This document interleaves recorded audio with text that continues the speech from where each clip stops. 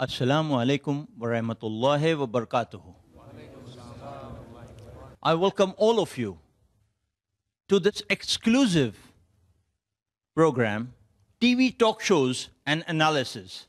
I, Dr. Muhammad Naik, am your host and moderator for this program. We have with us Dr. Zakir Naik. Dr. Zakir Abdul Karim Naik, President of the Islamic Research Foundation, is renowned as a dynamic international orator on Islam and comparative religion.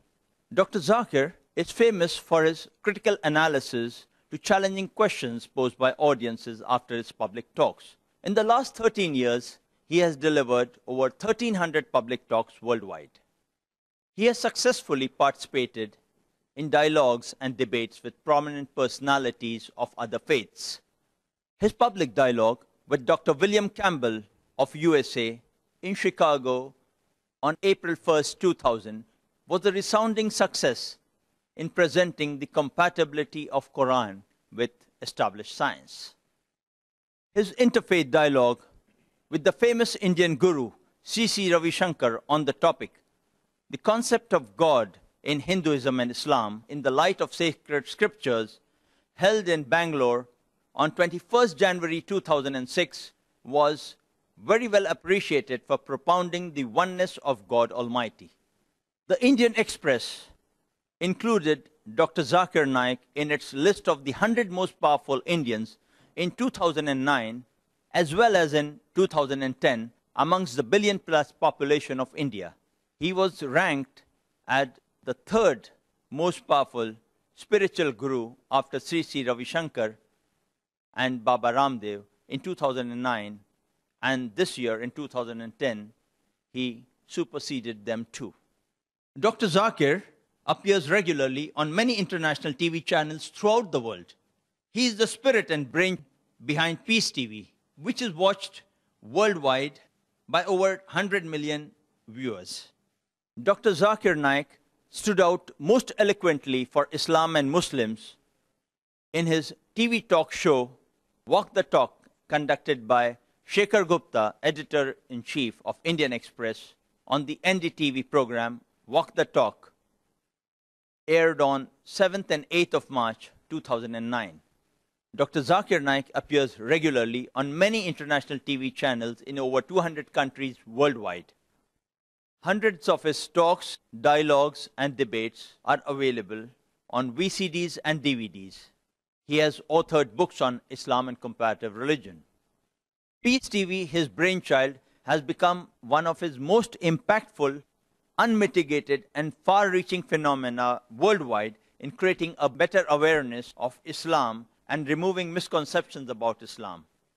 The ever-increasing, over 100 million viewers, avid viewers of Peace TV, are evolving into mass defenders of the true, just, and peaceful Islamic message for humanity at large, and challenging the negative stereotyping of Islam and Muslims worldwide by some powerful corporate media, anti-Islamic governments, and vested interests. As far as our topic for today goes, TV talk shows. A dictionary meaning of a TV talk show is a program during which well-known people discuss a topic or answer questions asked or telephoned in by the audience. We start today's program by asking our guest tonight, Dr. Zakir Naik, directly about the differences of these various talks and the formats they tend to follow. Assalamu alaikum wa rahmatullahi wa barakatuhu. Welcome to our show, Dr. Zakir. Wa alaikum assalam wa rahmatullahi wa barakatuh. It's my pleasure. Our audience here and all over who respect you so much would first of all like to be clear on this concept. What is the difference between a TV interview, a panel discussion, a TV talk show, and a TV talk? Alhamdulillah. Wassalatu wassalam ala rasulillah wa ala alihi wa sahbihi ajmain. Amma ba'd. A'udhu billahi minash shaitanir rajim. Bismillahir rahmanir rahim. Rabbi shrah li sadri wa yassir li amri wahlul 'uqdatam min lisani yafqahu qawli. As far as the difference is concerned between a TV talk or a TV interview or a panel discussion or a TV talk show is that a TV talk is just a continuous talk given by a speaker or a specialist or a celebrity in front of a camera. He has got no audience, he's directly facing the camera, and there's no interruption whatsoever.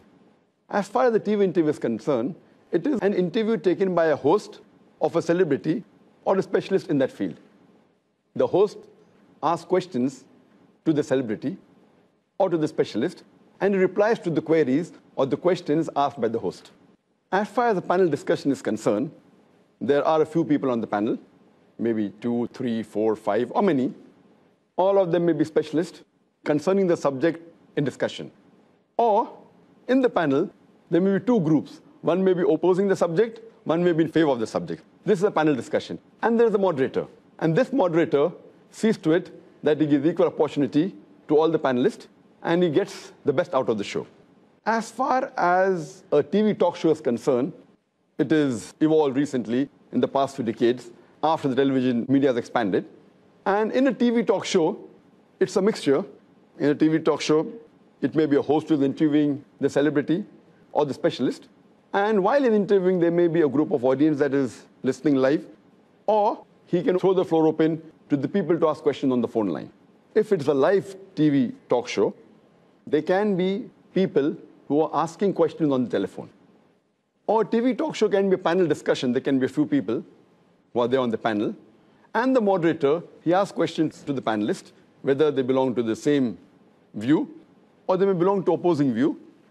And while he's asking questions to the panelists, there may be a live audience which is watching. They too can take part in that TV talk show.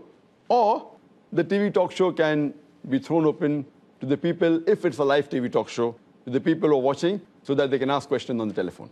So these are basically the difference between a TV interview, TV talk, a panel discussion, and TV talk shows.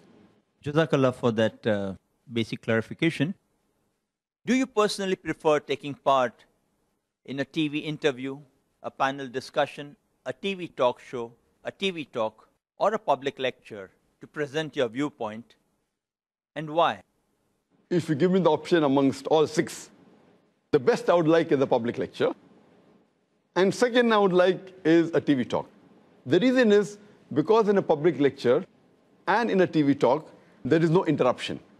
I can present my view without being interrupted, because normally if a host is there or if a moderator is there, there are chances, depending upon the moderator, I may be able to present my view, I may not be able to present my view, depending upon the intentions, etc. I prefer a public lecture and a TV talk as compared to the other 3, 4. If you had a choice to take part in a public lecture or a TV talk, which would you prefer and why? Compared to a public lecture and a TV talk, but natural, I would prefer a public lecture. Because a public lecture normally is in front of an audience. So, but natural, the impact of a speaker is higher. Speaking in front of a camera looks like you're speaking in front of a wall. So I prefer personally speaking in public, giving a live lecture. But natural duration is longer. It can be maybe of half an hour or 1 hour or 1.5 hours. That's much better because in a public lecture, normally I stand. In a TV talk, you have to sit normally, though you can stand and also give a TV talk. And in a public lecture, it is much more interesting because you get the reaction of the audience. So when you get the reaction of the audience, the impact and the presentation of a speaker is better. And today, scientific research tells us that when a person gives a public speech or a lecture, 93% depends on his presentation skills. And 7% is the matter. 7% of the marks of the public lecture goes to the content, to the matter of what he speaks. 93% is the presentation skills, but natural, which involves body language, which involves modulation, gestures, eye-to-eye contact. Because when a person speaks, even his eye is speaking, even his hand is speaking. So I personally prefer a public lecture in which a person can present better. He can see the reaction of an audience as compared to a TV talk which is speaking in front of a camera. Dr. Zakir, you have delivered over 1,000 public lectures worldwide. How many TV talks have you delivered? But natural, the maximum that I've given in my life is public lectures. As far as TV talks are concerned, maybe a few hundred, I don't know the number, but it will be a few hundred, maybe 300-400 TV talks I've given, alhamdulillah. Does that mean that you prefer giving lectures and TV talks only and avoid being questioned? Now, as far as being questioned, I prefer the question and answer better than a public lecture. But being questioned by an interviewer and a moderator is different from being questioned by the public. I prefer being questioned by a questioner. That's the reason whenever I give a public talk, I prefer that the question and answer session is longer than the public lecture. Because a public talk or a public lecture is a monologue. It's a one-way traffic. In a question and answer session, it's a two-way traffic. It's much more interesting for the audience as well as for me. And it's challenging for me that I don't know what question the person is going to ask. So I prefer a question and answer session much better than a TV talk. And that's the reason when we handle question and answer session, when the program is organized by us or when I'm called by the host, I tell them, I prefer the question is asked live. I don't prefer chits. Because when someone gives chits, there are chances if you get maybe 30, 40, 100 questions, you can select what you want to answer. And then the audience may feel that, some questions Zakir has answered, some he hasn't answered. So I normally prefer that in a question and answer session, the questioner lines up behind the microphone and he asks the question live. So no one can say that I'm selecting what I want to answer. So whoever's first in the queue, in the microphone, he's the person who gets the chance. And I personally prefer giving an opportunity first to the non-Muslims, then to the Muslims, because they have a better right to know about Islam than the person who already is a Muslim. So that is the reason we prefer giving chance and opportunity to the non-Muslims. And I enjoy a question and answer session much more than the lecture. How many TV interviews, panel discussions, or TV talk shows have you taken part in, and why? As far as TV interviews are concerned, that also may be a few hundred TV interviews. As far as panel discussions are concerned, I don't know the exact number, maybe 50. Same with TV talk shows. I have attended many TV talk shows which are live, and I always prefer attending a TV talk show which is broadcast live, which is telecast live, in which a person's view cannot be edited. So I prefer attending TV talk shows which are broadcast live rather than which are recorded and telecast later after a few days, after a few weeks. As far as panel discussions are concerned, maybe 30, 40, I don't know the exact number, but close to that. Dr. Zakir, is it right, as most people presume, that you prefer appearing only on Muslim television channels? Yes, as you asked me that what is the reason that I prefer speaking on a talk show and a public lecture as compared to giving an interview or having a panel discussion. Where an interview is concerned, normally it also depends upon the intention and the integrity of the person taking the interview. And that most so ever is important in a panel discussion. The moderator is very important, because if the intentions and the integrity of the moderator are not correct, then there are high chances that the things you speak can be moderated, or it can be rather misrepresented. So what I really say, that the difference between a TV talk and a TV interview is that in a TV interview, the person asking you a question can ask you leading questions, which I've got no problem with, but sometimes they may not give you a chance to complete the answer. But a TV interview is far more safer than a panel discussion and a TV talk show. Because in a panel discussion, since there are many speakers who are there on the panel, maybe 3, 4, or more than that, here the intention and the integrity of the moderator as well as the producer of the show is important. Because if the moderator wants to promote a particular viewpoint which he prefers, he can give more chance to the panelist whose view he agrees with.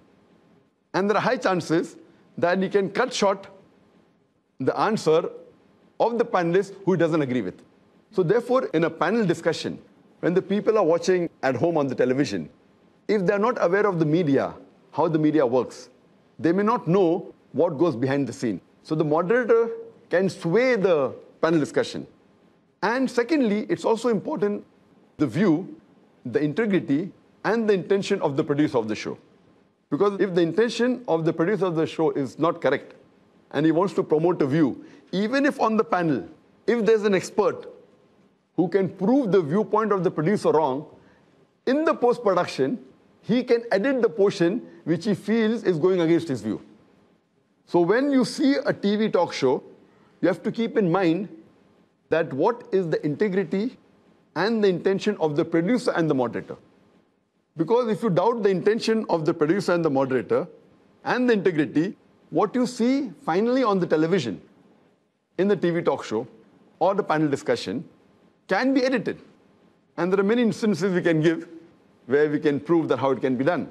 For example, when you're taking an interview and suppose someone asked me that what are your views regarding the policies of George Bush? And suppose if I reply that I do not agree with the policies of George Bush. In the post-production, you can easily edit do not. And it will sound in the show, I am saying, I agree with the policies of George Bush. Actually, I've said, I do not agree with the policies of George Bush. But on the show, it will appear that Zakir Naik is saying, by editing do not, I agree with the policies of George Bush. And if a person who's being interviewed, if he does not know the background of the media, and if he's shown his own interview, he may think, okay, it was a slip of the tongue. He may think, okay, by mistake I said, I agree with the policies of George Bush. So if you show his own interview, and if he does not know how the post-production is done, he will think it was a slip of the tongue. Actually, it wasn't a slip of the tongue. So that is the reason the integrity of the producer of the show and the moderator is very important. And this can even happen more in a panel discussion, where what can be done, that parts of the other panelists can be shown along with the person who you differ with. And he can be made to appear that he is agreeing with the view of the producer of the moderator. So therefore, a panel discussion is more dangerous as compared to a plain TV interview. So that's the reason I personally prefer giving a public lecture and a TV talk as compared to appearing on a TV interview or a panel discussion or TV talk show. But between the three, as I mentioned, I would prefer a TV interview because there's less chances of editing. And even after you edit, if you have said everything correctly, there's less chance of manipulation.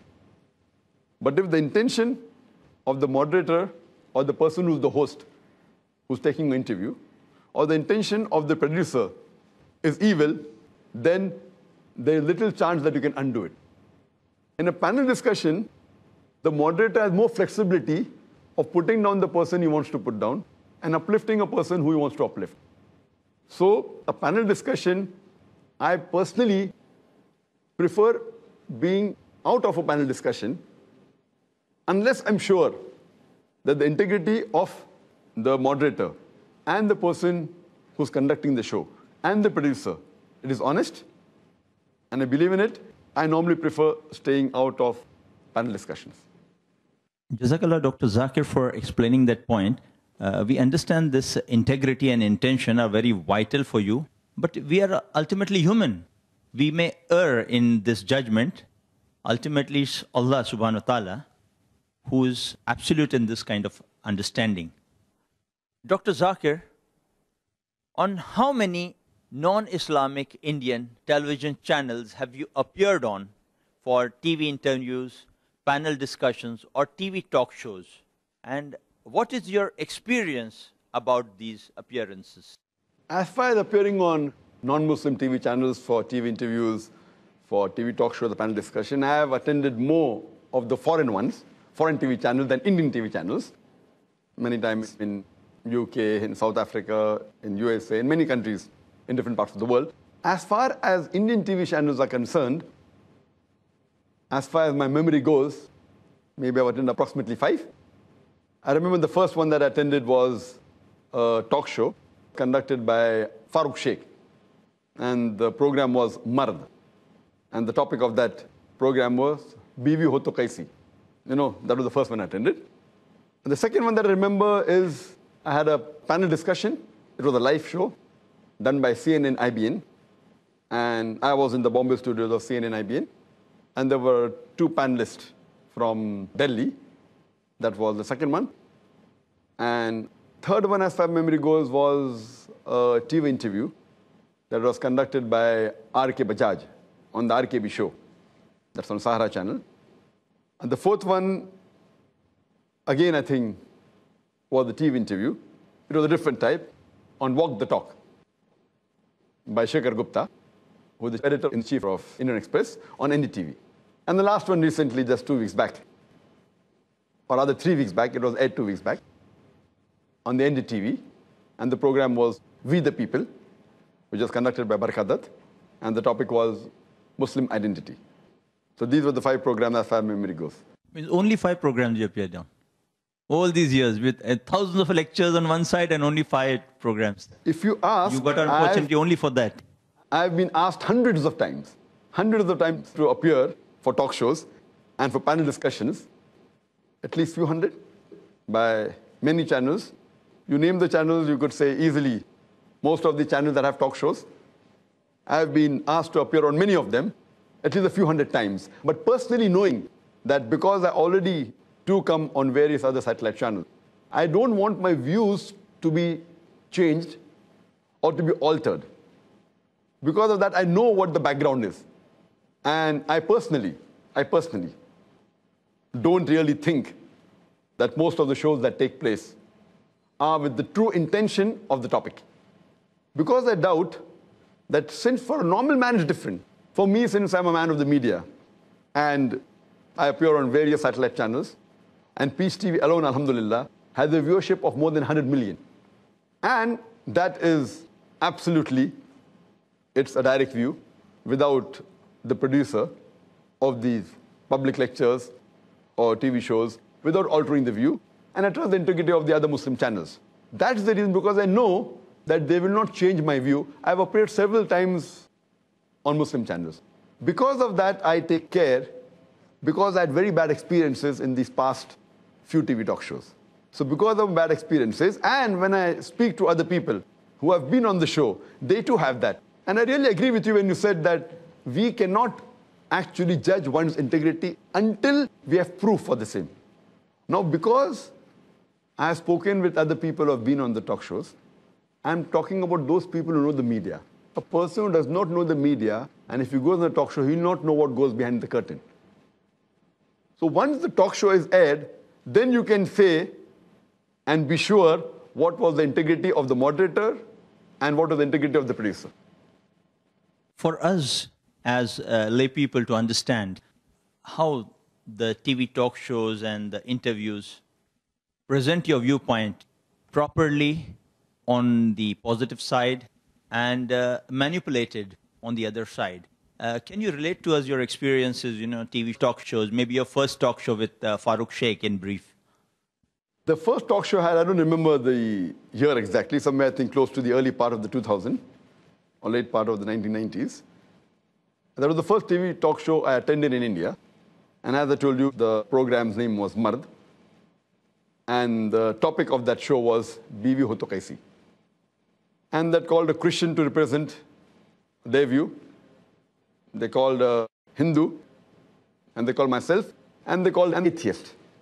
There were about 4 or 5 people in the panel, and there was an audience like the way we have here. And they asked that how should a woman be, how should she behave? And everyone gave their view, even I gave their view. And when I started speaking, and while I was convinced when I give a reply, but naturally I give with reason and logic. So at the end of the show, the answer that I gave, most of the panelists agreed with it. Initially, they may have differed, but when I gave the reasoning, that's more important for a woman to look after children, look after the home, not that she can't work, as long as work is modest, she can go and work, and all these things. So the show went off very well. And the moderator, Farooq Sheikh, he was a gentleman. And I was very happy that the first show that I did on the Indian television channel, I was very happy, fine. I gave the answer, the audience questioned me, and they criticized me, they attacked me, I gave the reply. Now, when I gave the reply, the other audience agreed with my reply. That's what I do normally in a live question and answer session.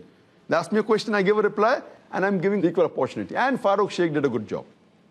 But the bombshell came later on. A few days later on, I got a call from the channel saying that the program did not end the way the producer wanted. So we are going to have a reshoot. So please wear the same suit, same shirt, same tie, same dress, and come for the show, we're having a reshoot. And when I got this message from my manager, I said, this is nonsense. Program was fine. There's no problem in it. So we told that, surely we won't be coming, because we felt the program went perfectly fine.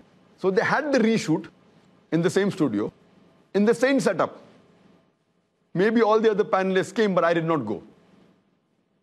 Maybe most of the audience came. They had a reshoot, and after a couple of weeks, they had that aired on the television satellite channel. And the best part of it was, when anyone sees the show, they are seeing me sitting there, nodding the head many a time, to things which I did not nod at.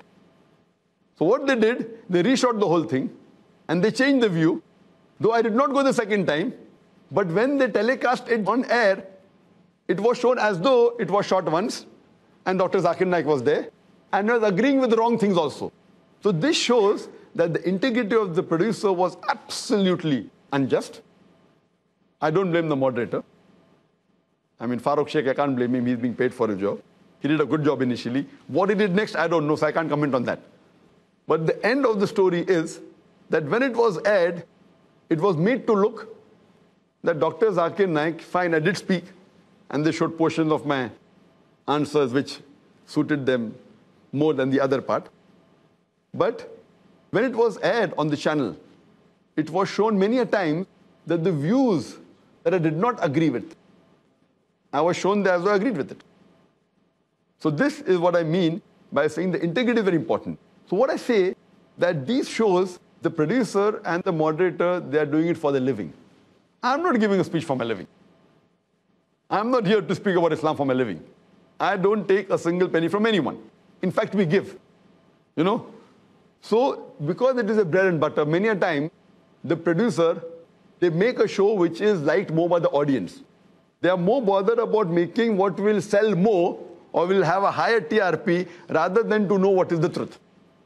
Same thing with the moderator. If the moderator is commanded by the producer and he chooses the moderator has little say in it. Or if the producer is neutral and the moderator wants to change the show, the moderator can change the show and the producer doesn't bother. So therefore both are important, the moderator as well as the person who's the producer. So the first show I had went off very well, but the end result, because they reshot it, it was a disaster. But then you again trusted CNN IBN for another program. That's Your right. experience on that that. was after many years. I don't know when I think I gave it after maybe 7-8 years after I appeared for the first show. I think it was maybe 2007, I believe, when I went for the CNN IBN show. And your experience on that? There, because it was a live panel discussion, and the issue I think was something to do with Muslims. I don't remember the main topic of that. It was done by Rajdeep Sardesai. And Rajiv Sardesai, he was sitting in Delhi, and there were a few panelists in Delhi. One of them, as my memory goes, was the MP. I forgot the name, who was the editor of the Muslim India. Sayyid Shahabuddin. Sayyid Shahabuddin, correct. Sayyid Shahabuddin was there, and there were other couple of people in Delhi, and I was alone in Bombay. That too was not a good experience because I was hardly allowed to speak only twice. And when I said something, it wasn't heard there because the microphone is in their hand.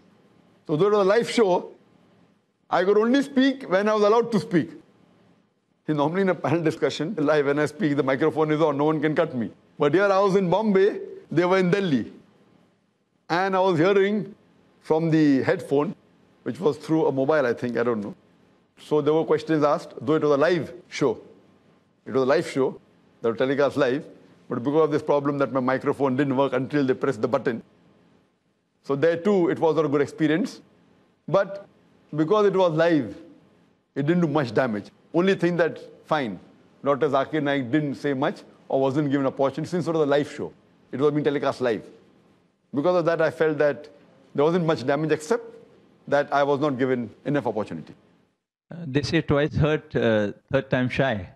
But then again you jumped into the ring. You went in and you appeared on the Rashtriya Sahara's RKB show.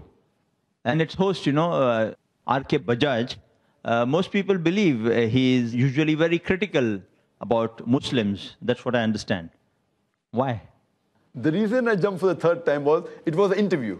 The first two, the first was a panel discussion or a talk show with the live audience, though it was telecast later on. The second was a live telecast.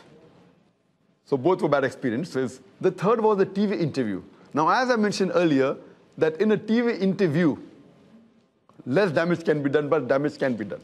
So initially I refused, but when I came to know it's a live telecast, then I thought, fine, the damage that can be done is less. They cannot edit my speech. So because it was a live telecast, and whatever that I was saying in the studios of Sahara, it was going live, I did not mind attending it, even though it was RKB. And I should say that though Mr. R.K. Bajaj did ask questions and tried to promote a view which he knows will create differences in the Muslim audience, and he did ask certain questions, but because it was live, overall the show was good, because I could answer what I wanted to answer, and there was no editing post-show. So based on that, I went for the RKB show the third time. And then last year, we had Shekhar Gupta, the editor-in-chief of Indian Express, interviewing you on his very famous show, Walk the Talk. Was it because you were selected among the 100 most powerful Indians by the Indian Express? 100 most powerful Indians? That, or is some other reasons you agreed to go on his interview? And what was the experience there? See, normal my answer when anyone wants to take my interview. Fine, as you asked me, Indian channels have appeared. These are the exclusive TV interviews I'm talking about.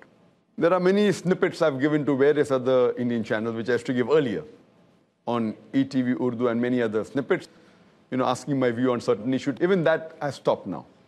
Because when I give an answer for 5 minutes, they edit 1 minute and show. So besides these 5, I've been on many other Indian channels. But mainly these are small comments on certain issue taking place, whether it be on education for Muslims or whether such topics. Coming to this, why did I accept the interview? Especially because Shekhar Gupta puts many a prime minister and top leaders of the world in a very hot seat. That's why we're asking you this special question. So the first time when they asked me to appear for the interview, my answer was no. But then my colleagues and my friends told, that Shekhar Gupta, Walk the Talk, is one of the best interviews that is held in the country. It has the highest TRP. And because I don't watch much of the channels, though I'm a man of the media, I appear on TV channels, but I personally don't watch much of television. I did not know what was Walk the Talk until my friends and my colleagues, they told me, it is a very important interview conducted. It's one of the best in which the editor-in-chief of Indian Express, Shekhar Gupta, he conducts this interview. And he's a man of integrity. And he normally interviews presidents, prime ministers, and celebrities at a very high level. And he's a man who you can trust.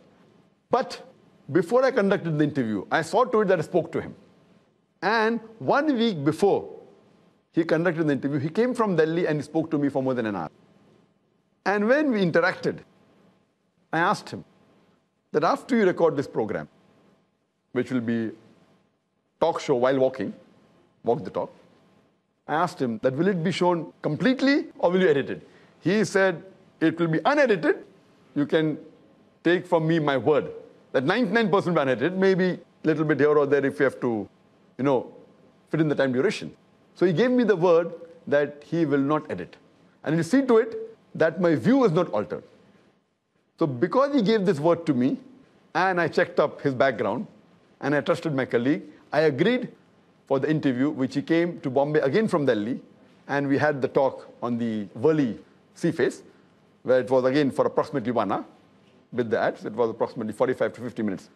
And I believe it was the best experience that I had with the Indian TV channels. And I trust that Mr. Shekhar Gupta, he's a man of his word. And when I saw the interview, I was very happy. He did not edit anything. He did not change my view. Though the same questions that were so challenging were asked by him. He gave me chance to clarify. I gave my point of view. And believe me, he was a man of his word. He did not edit anything, and he kept it as it is. And that's the reason I liked that show. And that show, next day after it was telecast for the first time, it came as a full-page article on all 21 or 22 editions of Indian Express throughout India. So really that was, besides coming on the television satellite channel, it even came as an article, a full-page article, in all the editions of Indian Express. That's really courageous. And that's what makes India, in one way, very great. When you have courageous people like Shekhar Gupta presenting various viewpoints for what they are. whether it's the Islamic viewpoint, whether it's the Maoist viewpoint, whether it's the communist, and different. And we have to really congratulate him on that. Before we ask Dr. Zakir Naik himself about the program, his comments, his introspection, I would like to present the feelings, the comments, the analysis from the hundreds of emails that we have received, mostly from the NDTV website itself and many from the Facebook, as well as a few from the other websites before our audience. Let us see how they feel about it. And of course, we have amongst us a panel of enlightened people on this topic, breaking the stereotype, Muslim identity and popular culture, who have strong opinions of the subject. Many brothers here behind me, on my right, on my left. We'll take questions from them too, get their comments before we move on to the session of Dr. Zakir Naik himself giving his expert comments. I would prefer to verbatim put forward before all of you and our audience the email comments verbatim without, as a moderator, manipulating any of the words they have written, so that I'm not charged of the critical comment. Maybe you cut and chopped off and didn't give an adequate meaning. So kindly excuse me if some of the spellings or the sentence construction might not be very appropriate, but it's apt to the situation that we present them as we receive them. I begin with short comments which we received in large quantities. Comments like from Tahur Razia, Dr. Zakir Naik, we are waiting for your sequel. Jazakallah khair. From Manzoor Ahmad, give answers to all of that questions in Peace TV. I was upset to see you in debate. 1 hour is not enough for that debate. We had, in the earlier instance itself, a long comment from one brother, Imran Ali. I would urge your patience to hear his comments, which I found very introspective. The moment I heard Dr. Zakir Naik is taking part in the NDTV talk, we the people, I made myself available to see how this time Barkha Dutt is going to sideline the arguments of a renowned personality. Well, I forgot that there is a level of dishonesty from her side using which she can sideline just about anyone. As expected, he was not given enough chance to speak, and the focus was completely on Shah Rukh Khan of Bollywood. Not just that, second person who got the chance to speak more was Karan Johar. Dr. Zakir Naik needs to understand that such shows are meant to just punch each other's arguments with a single liner. One cannot try to explain big concepts in just few seconds. Although his statements were bold, huge and true, too much of noise pollution sidelined them to some extent. To top this, Barkha Dutt, as expected, did not give fair time to Dr. Zakir Naik. This was clearly evident. But hold on, that's Dr. Zakir Naik. He just doesn't walk away without really sparking a thought process in people's mind, irrespective of how much time he's given. And as I thought, he did the same. If you carefully observe his statements, they tickled the brain of the viewers who would later go and check its authenticity. He knew there were millions of people watching the show, including viewers who don't watch Peace TV. And he took this as a golden opportunity to ignite the spark of reinvestigating the 9/11 attack, which was the origin of this entire concept of terrorism and Muslims getting stereotyped. He clearly informed there were 75 DVDs released of top American analysts and professors who proved that 9/11 was an inside job. He also quoted two websites names before Barkha Dutt cut him off. He quoted http 911truth.org and one more site name which slipped my mind. People would surely go back and check these and hence find out the truth for themselves.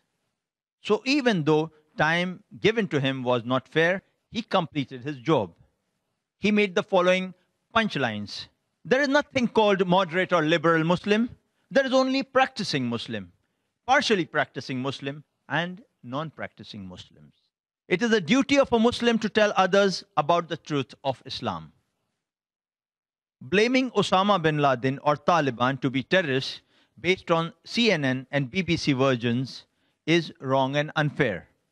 It is important to give fair hearing to such allegations and check the truth before blaming someone to be a terrorist. The videos shown are nothing but morphed, which generally the media is good at. 9/11 was an inside job and cannot be performed by Arabs. Physical appearance, beard, cap, etc. do not come under the 70 major sins of Islam. So there are more important things over and above the physical appearance in Islam. But to follow complete Islam, physical look also is important. These statements were more than enough to make people think twice about their stance. Shah Rukh himself was carefully listening to these arguments and looked impressed.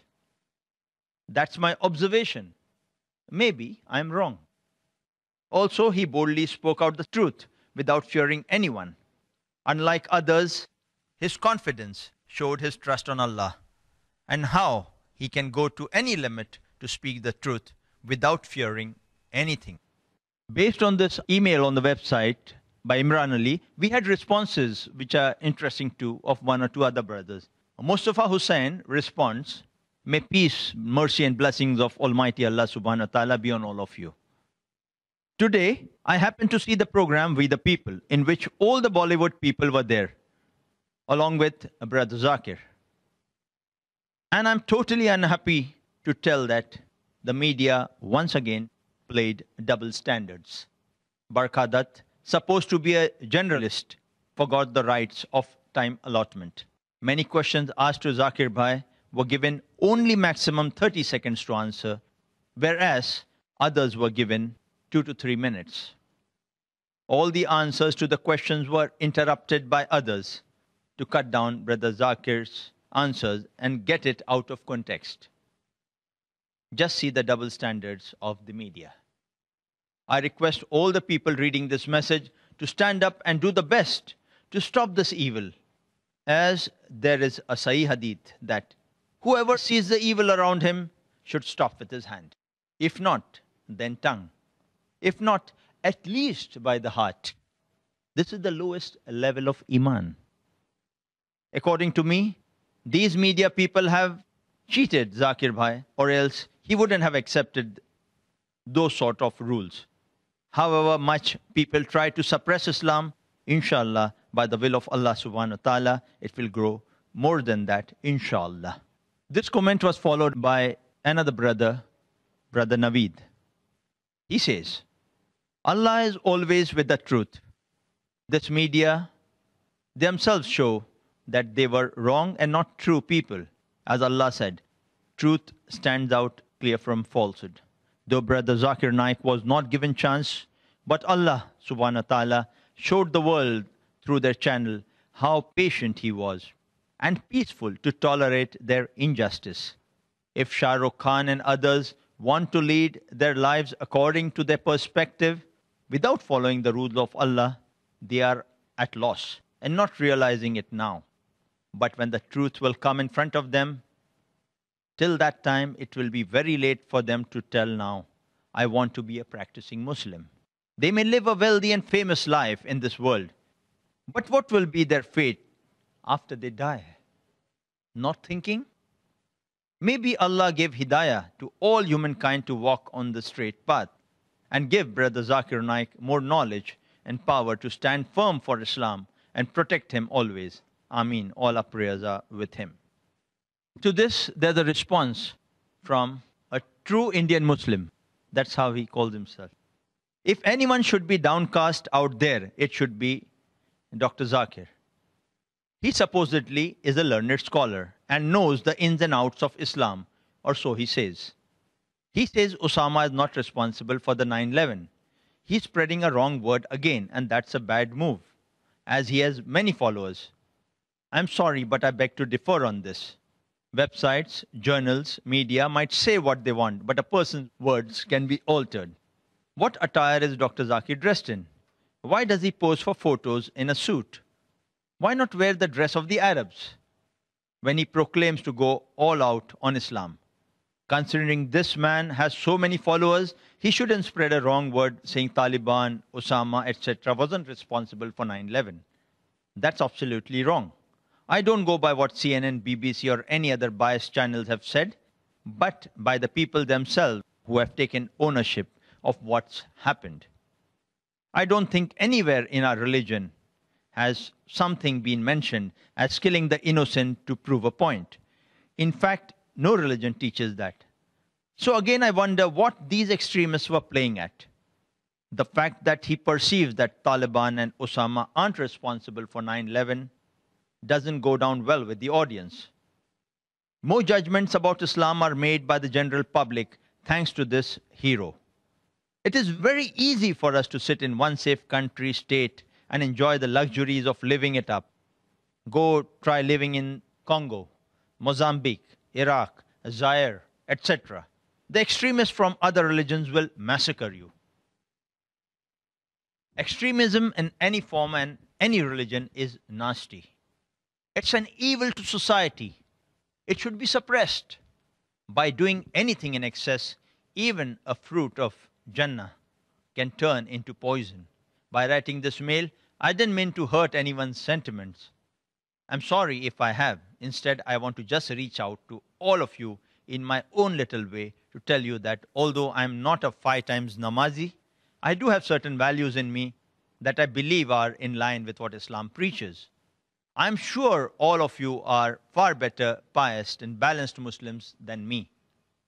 I firmly believe that in my own little way, I will try to make people change their wrong perception about Islam by projecting Islam to be tolerant, humanity-respecting religion. Cheers. I and P.S. Barkha or nobody else was being biased. If anyone is biased, it is Dr. Zakir. Come on, it's a freaking debate where there will be differences of opinion, not one-track conversation. Brothers and sisters, you would have noticed we have had some positive comments, some critical. This was one of the comments which was critical of the earlier statements. I'm presenting the various viewpoints in a balanced format before all of you, so you appreciate the kind of responses we are getting to the program. Some positive, some neutral, some critical. Then we have a response to this email on the same site by Sarfaraz Ali Khan. Walaikum assalam to all who wished me and assalamu alaikum for others to join later.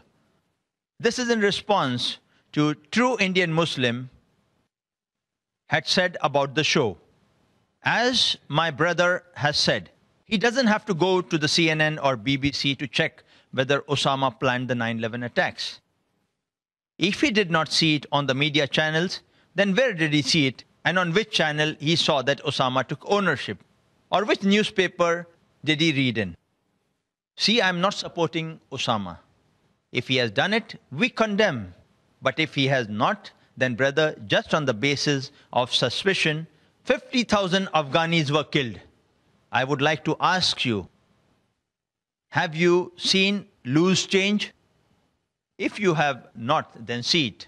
This documentary has not been done by any Muslim. It has been done by an American.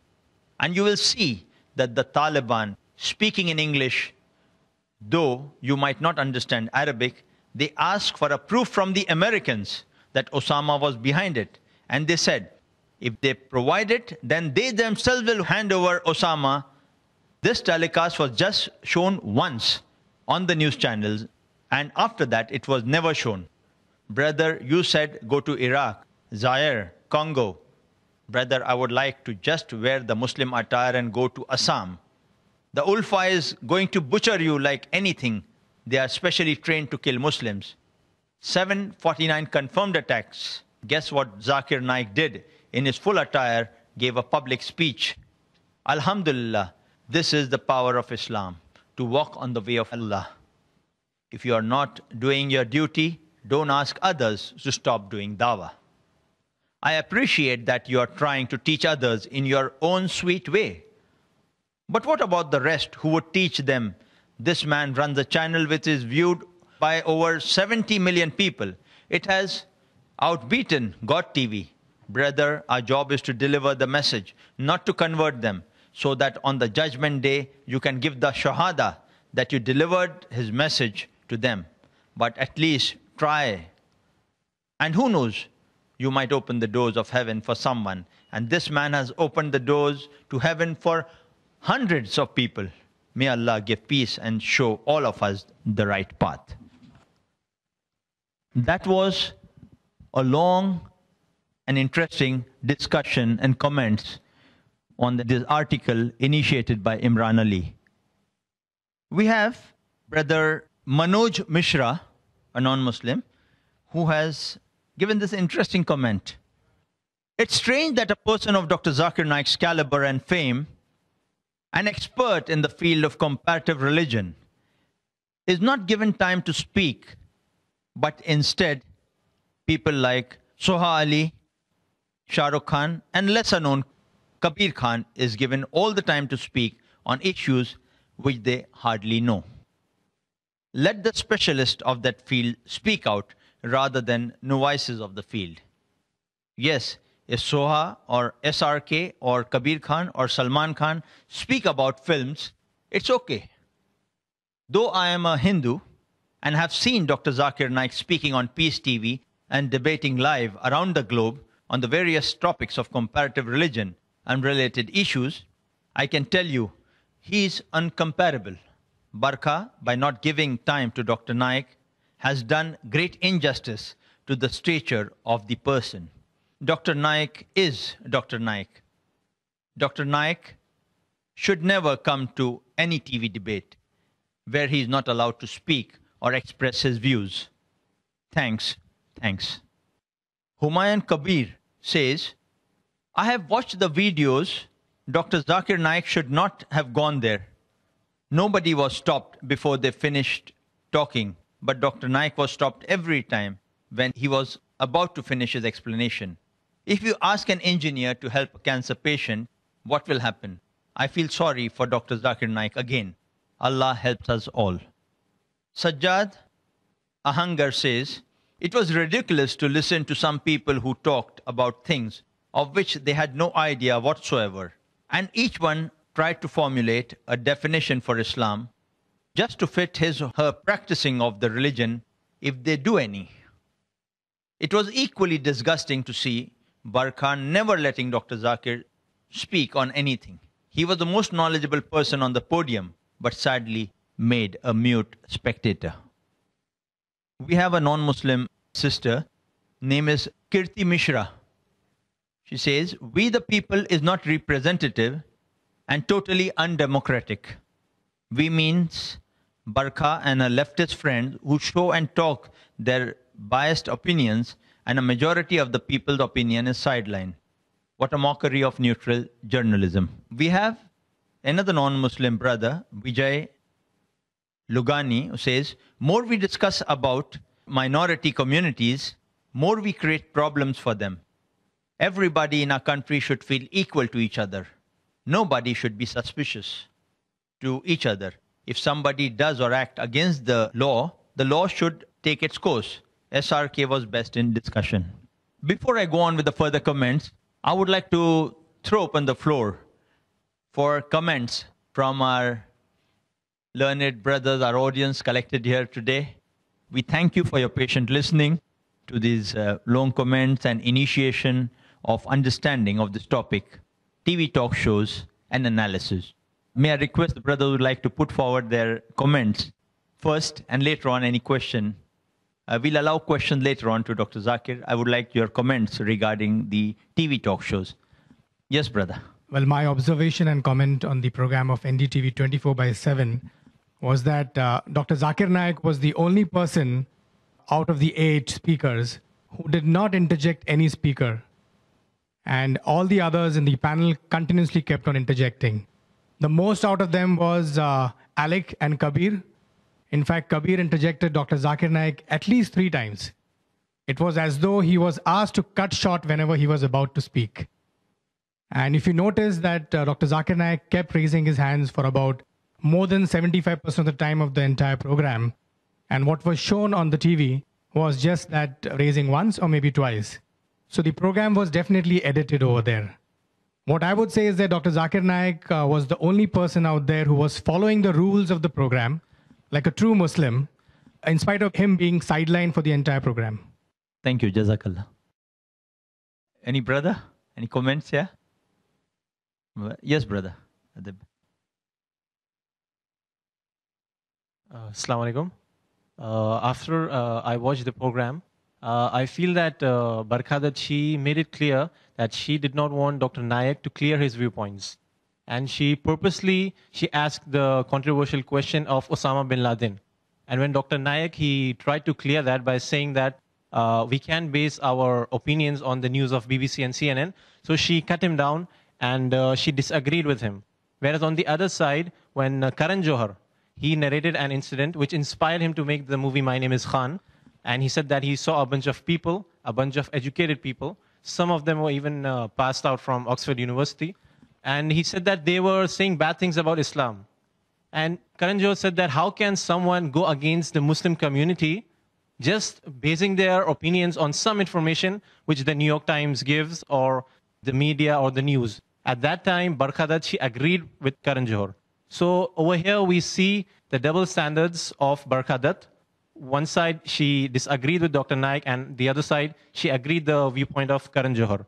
So I, being a fan of Dr. Naik, I feel very offended that Dr. Naik did not get a chance to clear his viewpoints. And I really look forward that Dr. Naik comments on this issue. Yeah. Inshallah, we'll ask Dr. Zakir. But before that, we'd put the floor open for more comments from our audience. Any brother? Yes, brother. Can we have your name, and profession before you put forward your question? My name is Mohsin Khan, and I'm a freelancer. When I got to know that Dr. Naik had been to We the People show with Barkha and Shah Rukh Khan, I just bombarded it on the internet like anything. I had a SMS group, Facebook, fan pages and all, and I bombarded it like anything. I know a guy from Pakistan, his name is Fareed Ahmed. He told me that, are you sure Dr. Naik is going to come on NDTV? Because I've sent lakhs of messages on Pakistan so that people will be watching it. So I said, yeah, this is why I've got to know, and there is surety. But after watching this program, it was like, oh my God, why Dr. Zakir Naik even accepted it? Like, in the whole 1 hour program, just for 2-3 minutes. Though, alhamdulillah, Dr. Zakir Naik made a point and did pass on the message. Like the last message was given, the Muslim should know how to reply in the media. Alhamdulillah. He made a point, and I feel like people will keep hunting him. Like on the internet, on YouTube, here and there. Alhamdulillah, I feel Allah is the best planner, and inshallah, it will definitely benefit us. And Jazakallah for this program. Inshallah, I hope this will clear many questions which arise on the lakhs and millions of people around the world. Jazakallah. Jazakallah, brother. Any last comment here before I put forward some questions to Dr. Zakir? Yes, brother. Assalamu alaikum. My name is Aman. I saw the entire program from A to Z, and the whole program was a total mess. I feel Barkha Dutt was not able to handle it well, and according to me, the emptiest vessel made the most noise, especially that person, what's his name is? Kabir. Unknown person, never heard of him. Who and under what authority he came to speak on Islam? Thank you. Jazakallah, brothers, for your kind comments. Now I think we have some comments and responses from Dr. Zakir to some of the queries raised here, as well as some of the questions. So many hundreds and hundreds of questions we received. What I thought would be the right format is to club some of the questions on the same theme and on the same context together, 5 or 6 questions. And I'm sure Dr. Zakir was the kind of memory as he'll remember all of them and try to do justice to them. I read out some of the questions we received, either on the website, sometimes on the NDTV website, some on the Facebook, and some by email received the IRF itself. Harun Ahsan, he asked, Dr. Zakir, I'm very much disappointed. You should not have attended such a show. Sayyid Usaid Ahmad Rezvi. He says, I really like a sentence for Dr. Zakir in that program, irrespective of what happened. He says, there is nothing like moderate Muslim or full Muslim. It is just practicing or not practicing Muslims. But I still think Dr. Naik shouldn't have attended this. We have Brother Abrar Khan who says, Assalamu alaikum.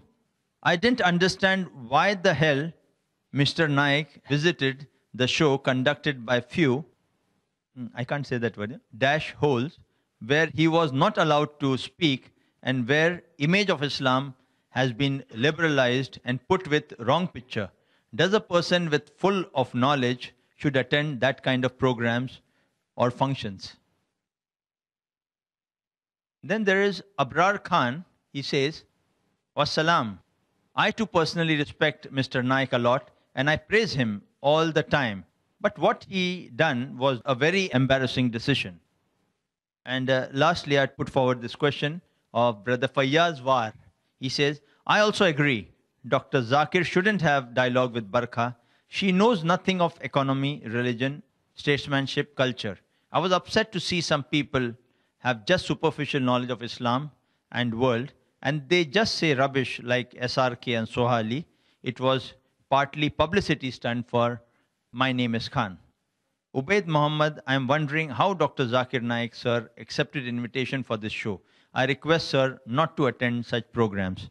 So we directly throw all these suggestions, questions, the perspective of the many audiences who look up to Dr. Zakir himself.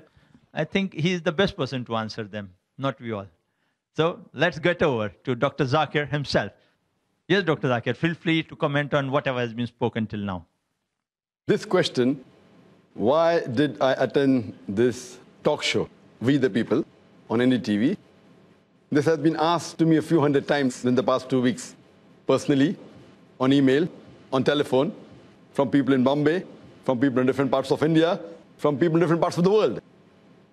And many people told me, those who know me personally, that after the show you had with Farooq Sheikh, after seeing the deceit, how did you attend this show? And after the show that I attended with Farooq Sheikh on Mard, though I don't blame him, I blame the producer, I always had a condition. As I mentioned earlier, I received a few hundred invitations in the past couple of years. A few hundred, maybe 1,000, from different channels in India, asking me to attend TV talk shows, panel discussions, chat shows. And I put the condition that it should either be live and unedited, or let us have our own camera crew of at least 6 to 7 cameras to shoot the talk show. So that if you edit something, we'll show it live on our channel. And when the first time I received the invitation for the talk show on NDTV We the People, I wasn't there in the country, so it was refused. When they again approached, then I put the condition that we want to have our cameras on the talk show, and it was agreed by the coordinator who was coordinating and calling me for the show. So my manager, Maqbool, he said, if you allow us to have our cameras on the talk show, then Dr. Naik will come. And he said, that won't be a problem. He readily agreed. So I said, no problem. If they do some editing, then surely we can add the unedited version on the other channels. So that was the reason that I decided to attend this talk show. But unfortunately, just one day before the talk show, the coordinator told me that, Brother Zakir, you know, we're having the program in Taj Lands, and when I spoke to him personally, and the place is so small, we're already having our 6 cameras, and you being a man of media, you know how difficult it is to accommodate more cameras. I knew this is just an excuse. I'm a man of media. In the Taj Land, I can accommodate more than 12 cameras. This place is smaller than Taj Lands, and here we have 9 cameras. Taj Lands, 5-star hotel, is multiple times bigger than this. When here we can have 9 cameras, why can't we have it there? So I knew it was just an excuse, but then I asked a condition, that will you give me an unedited version of the complete show on a digital Betacam format, or DVCam, whichever you're shooting on. I'm not aware whether NDTV shoots on digital Betacam or DVCam, but we normally shoot only on digital Betacam or something better. So he told me, yes, Dr. Zakir Naik, that I can do. I'll give you an unedited version immediately after the show, which is of broadcast quality, And with this condition, I attended the show. But alas, when I inquired with other people, when the show got over, and when we asked for the unedited version, they said, okay, we'll give it to you very shortly, maybe after it's telecast. I said, fine, that's fine, after telecast, so that we don't utilize the material. Then after the show was telecast, when my manager inquired for the copy, they gave after several days. That also on DVD. And it wasn't an unedited version. It was the same edited version which was shown on the television. What is the use of giving that? We already have recorded that. And initially when I attended the program, people told me that Barkha Dutt, she's very challenging, she's outspoken, and she has a ways in trying to make a person say what she wants to say. But I said, no problem, since the show will be unedited with me, there's not a problem. And with that intention, I went for the show. And though I know that she did give me less time, initially the coordinator asked me to come on the show. I asked how many people are there. So he told me there's Shah Rukh Khan, Karan Johar, Alik Padamsi, and he said Maulana Madni from Kerala. So I said, Maulana Madni from Kerala? I don't know any Maulana Madni from Kerala. I said, I want to know the full name. Then he said, no, I'm sorry. It is Maulana Mahmood Madni from Delhi. Oh, I know the person, mashallah, he's a close friend of mine. So I said, fine, since there are 4 panelists and I'm the 5th one, seeing the situation, the more the number of panelists, the less chance a person gets, even if it's divided. But unfortunately, when I went on the show, I saw there were additional 3. Besides the 4 he mentioned, there was Najib Jung. I met him for the first time.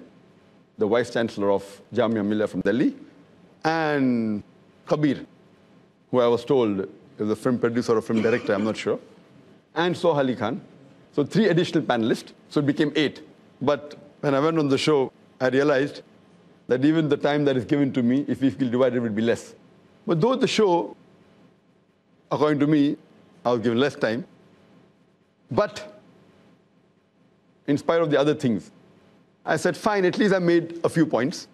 And even if these are shown, there will not be a problem. But when I saw the show 1 week later on, I was shocked. I was utterly shocked that my answers were edited.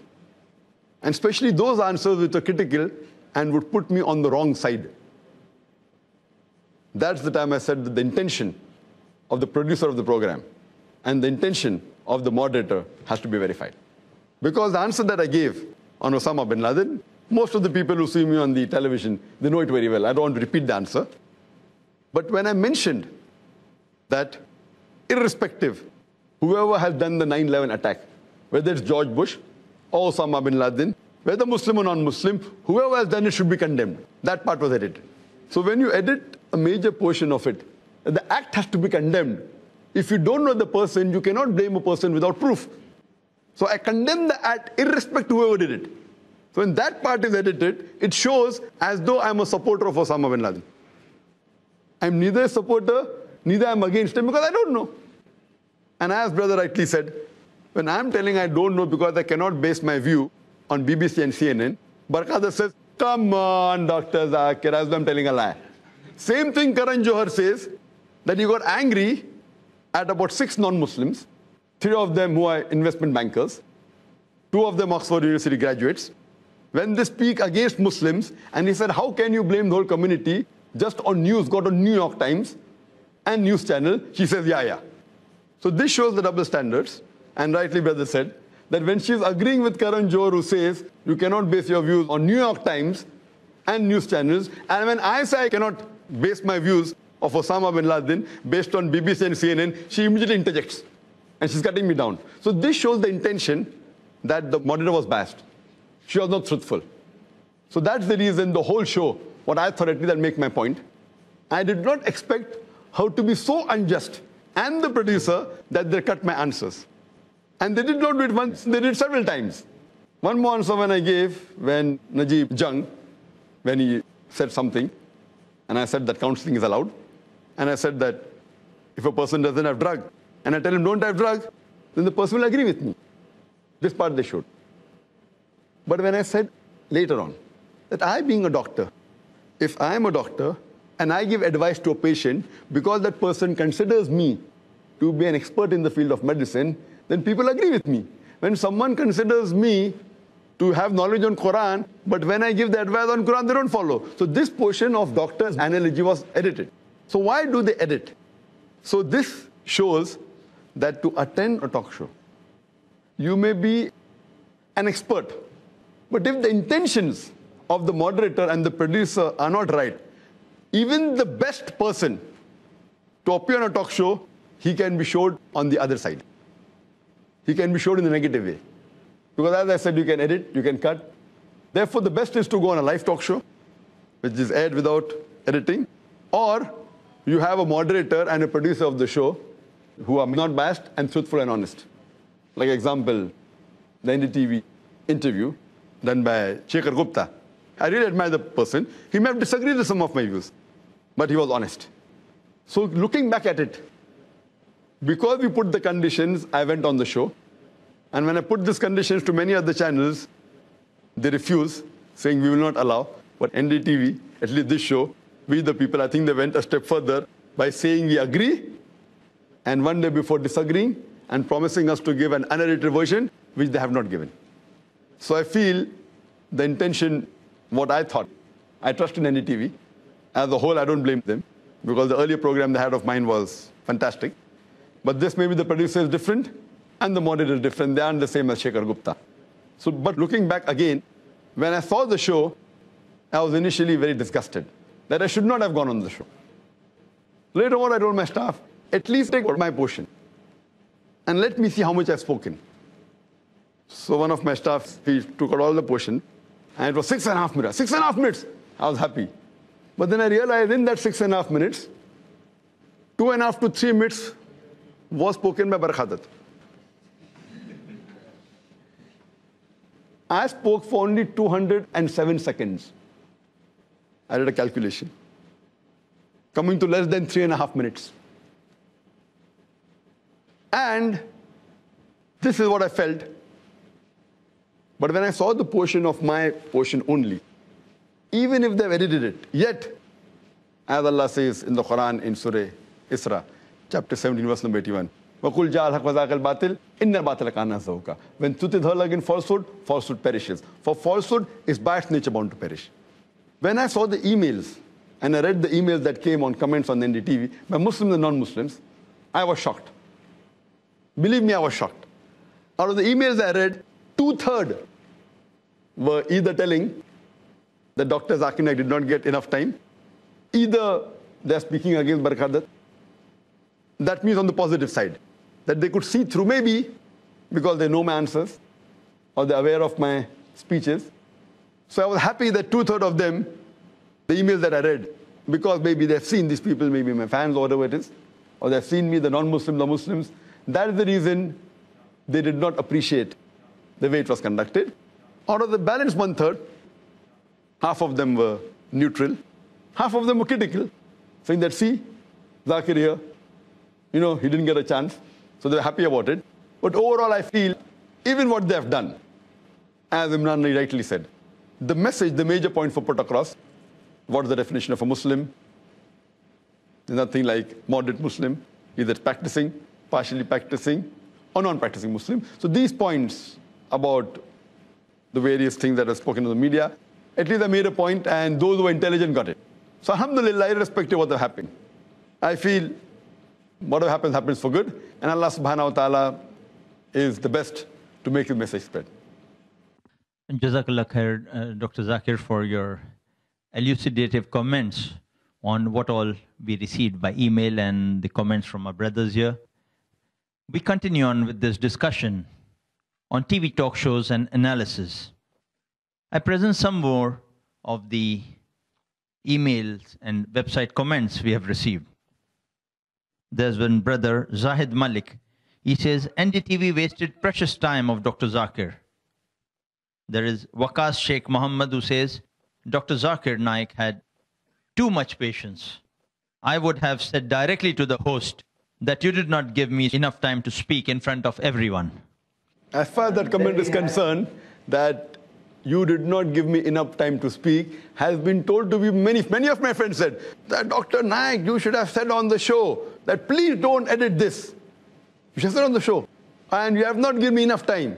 But maybe that would have been edited too. That's correct. So that's what I said, that if I would have said that, that means I'm falling in the trap. Because I know the media, so that person being a no voice, many of my friends, they told me, you should have openly said in the show that don't edit this portion and give me enough time. So what they would have done, they would have showed that portion, that don't edit this portion and give me enough time, and yet edited the other portion. So it would have looked that they are very honest.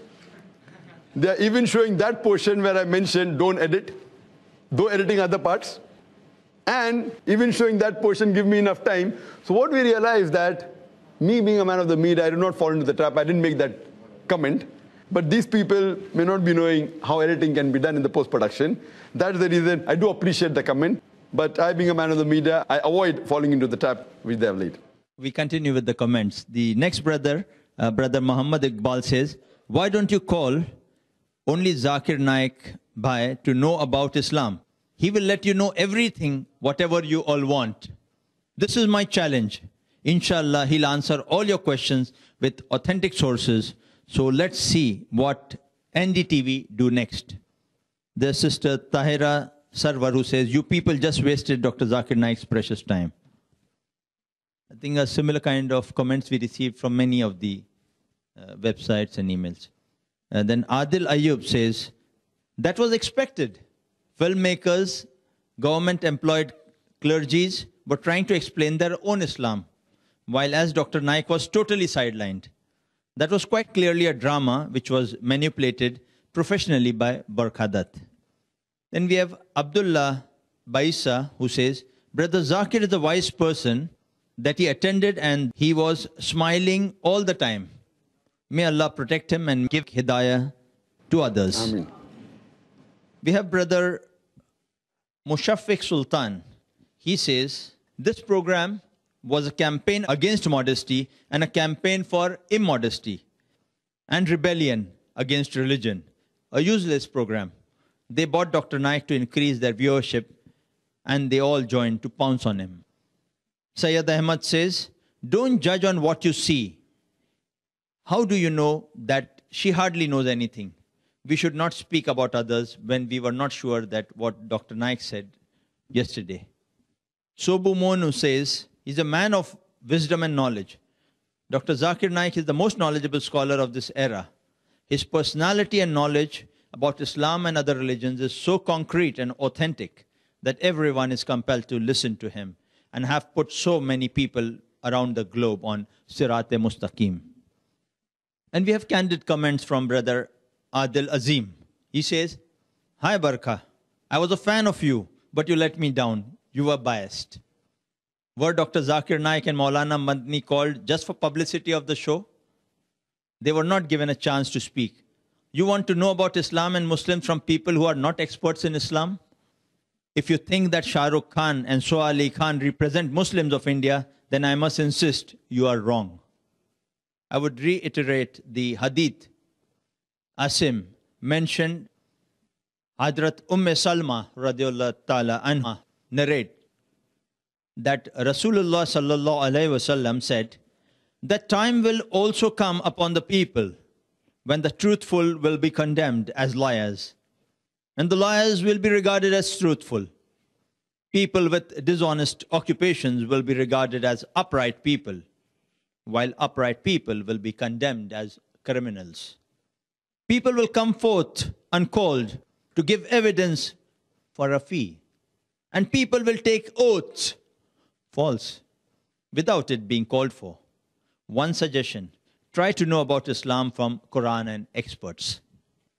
We have Sister Shamma Ghosh saying, your program, We the People, was useless, not worth watching.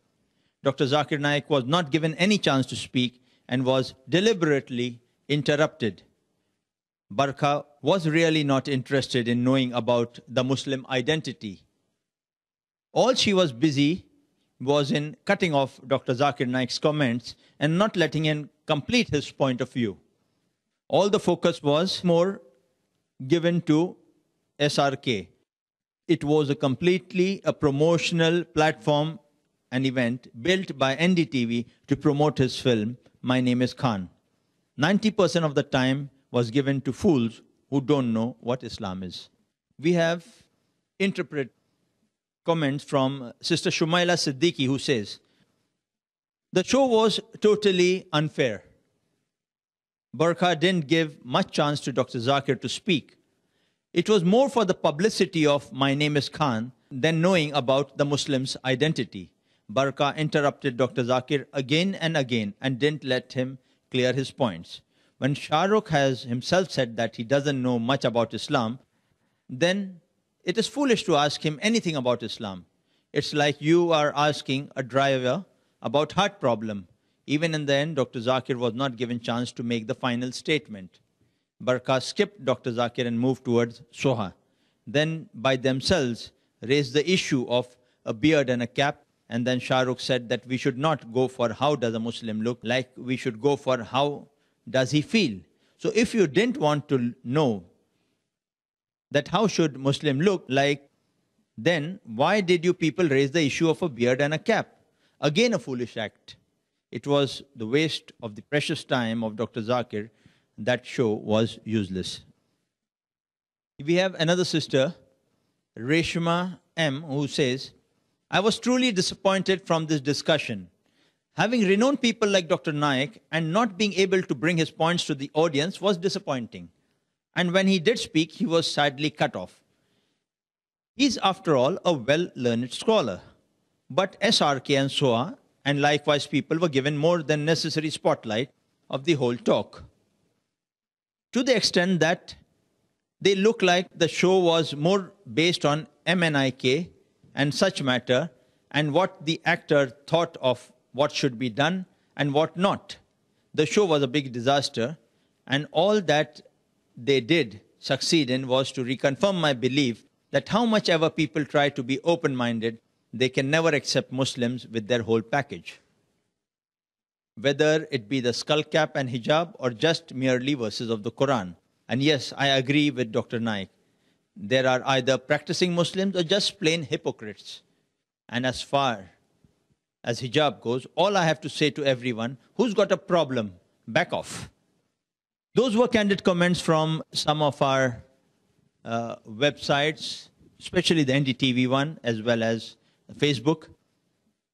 We begin this continuing session with questions from the audience. Our brothers collected here to Dr. Zakir Naik. Our brothers have seen various talk shows, especially the last one, which Dr. Zakir appeared on NDTV. We would like you, out of your experiences, your practical understanding, if you have any question as far as understanding what talk shows are all about, this is your opportunity to ask Dr. Zakir. Feel free, feel open, do ask. We have Dr. Zakir to answer your questions. Yes, brothers. Yes, brother. I would like to ask Zakir Bhai whether these news channels aren't for TRPs and for money, and they want the populist opinion which will attract more audiences. But Nasser, not only the news channels, most of the channels, they mainly see to it they get more TRP. And having this view of having more TRP is not wrong. But showing a wrong view to have more TRP, that is wrong. To see to it that you get more viewership on a channel is a good intention. But to show a wrong impression to increase your viewership, that is wrong.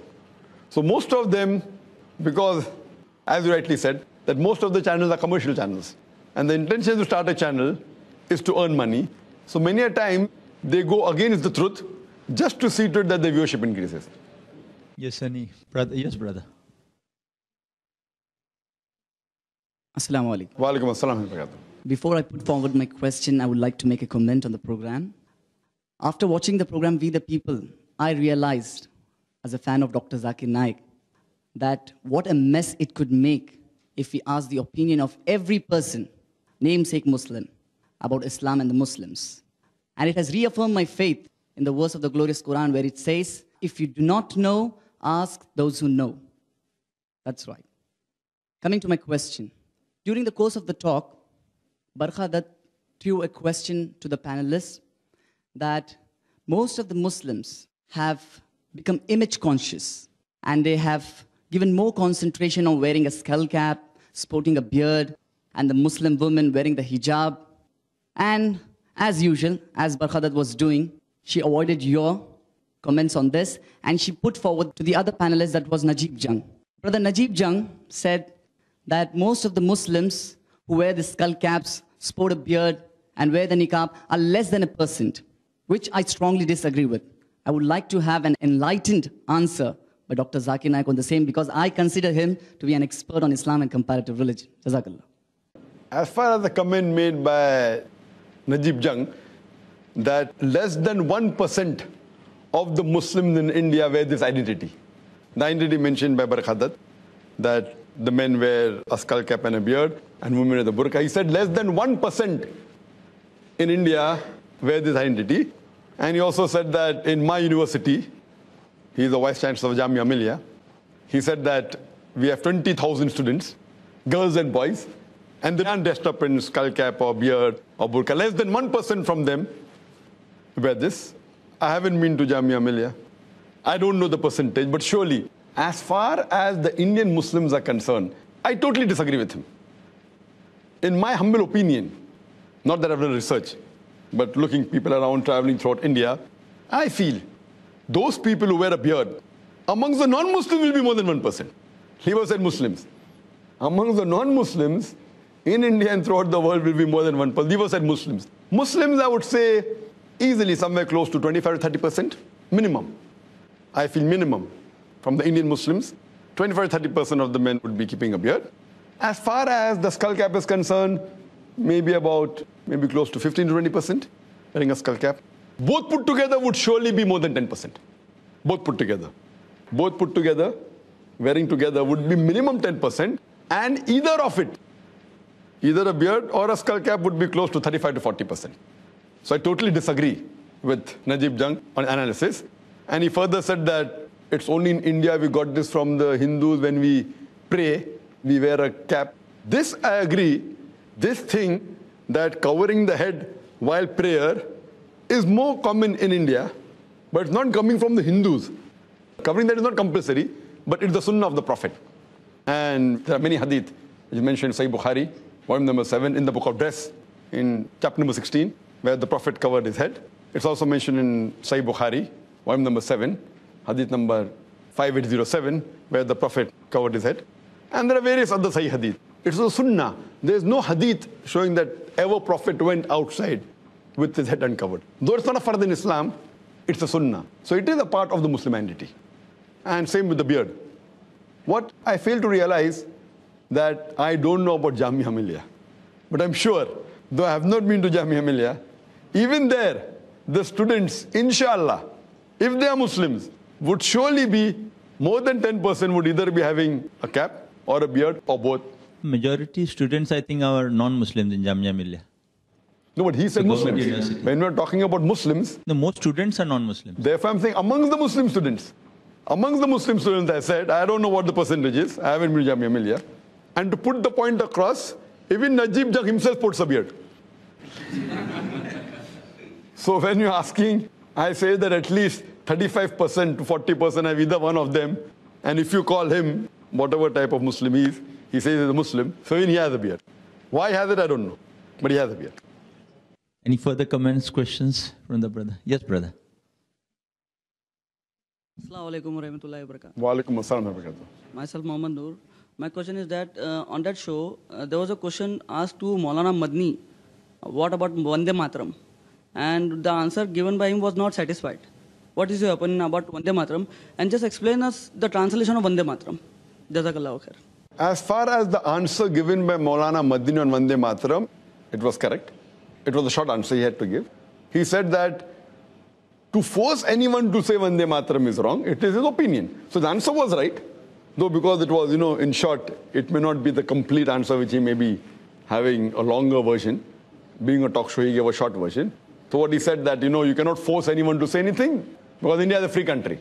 So based on that, I agree on that part. As far as the view on Vande Mataram means I bow down to the motherland.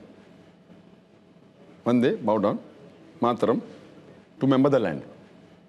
Based on this saying that I bow down to my motherland, leave aside what Islam says. Even according to Hindu scriptures, what we believe, that in the Hindu scripture, if you read, it's clearly mentioned in the Hindu scripture. In Sveta Upanishad, chapter number 4, verse number 19, Natasya Pratimasti.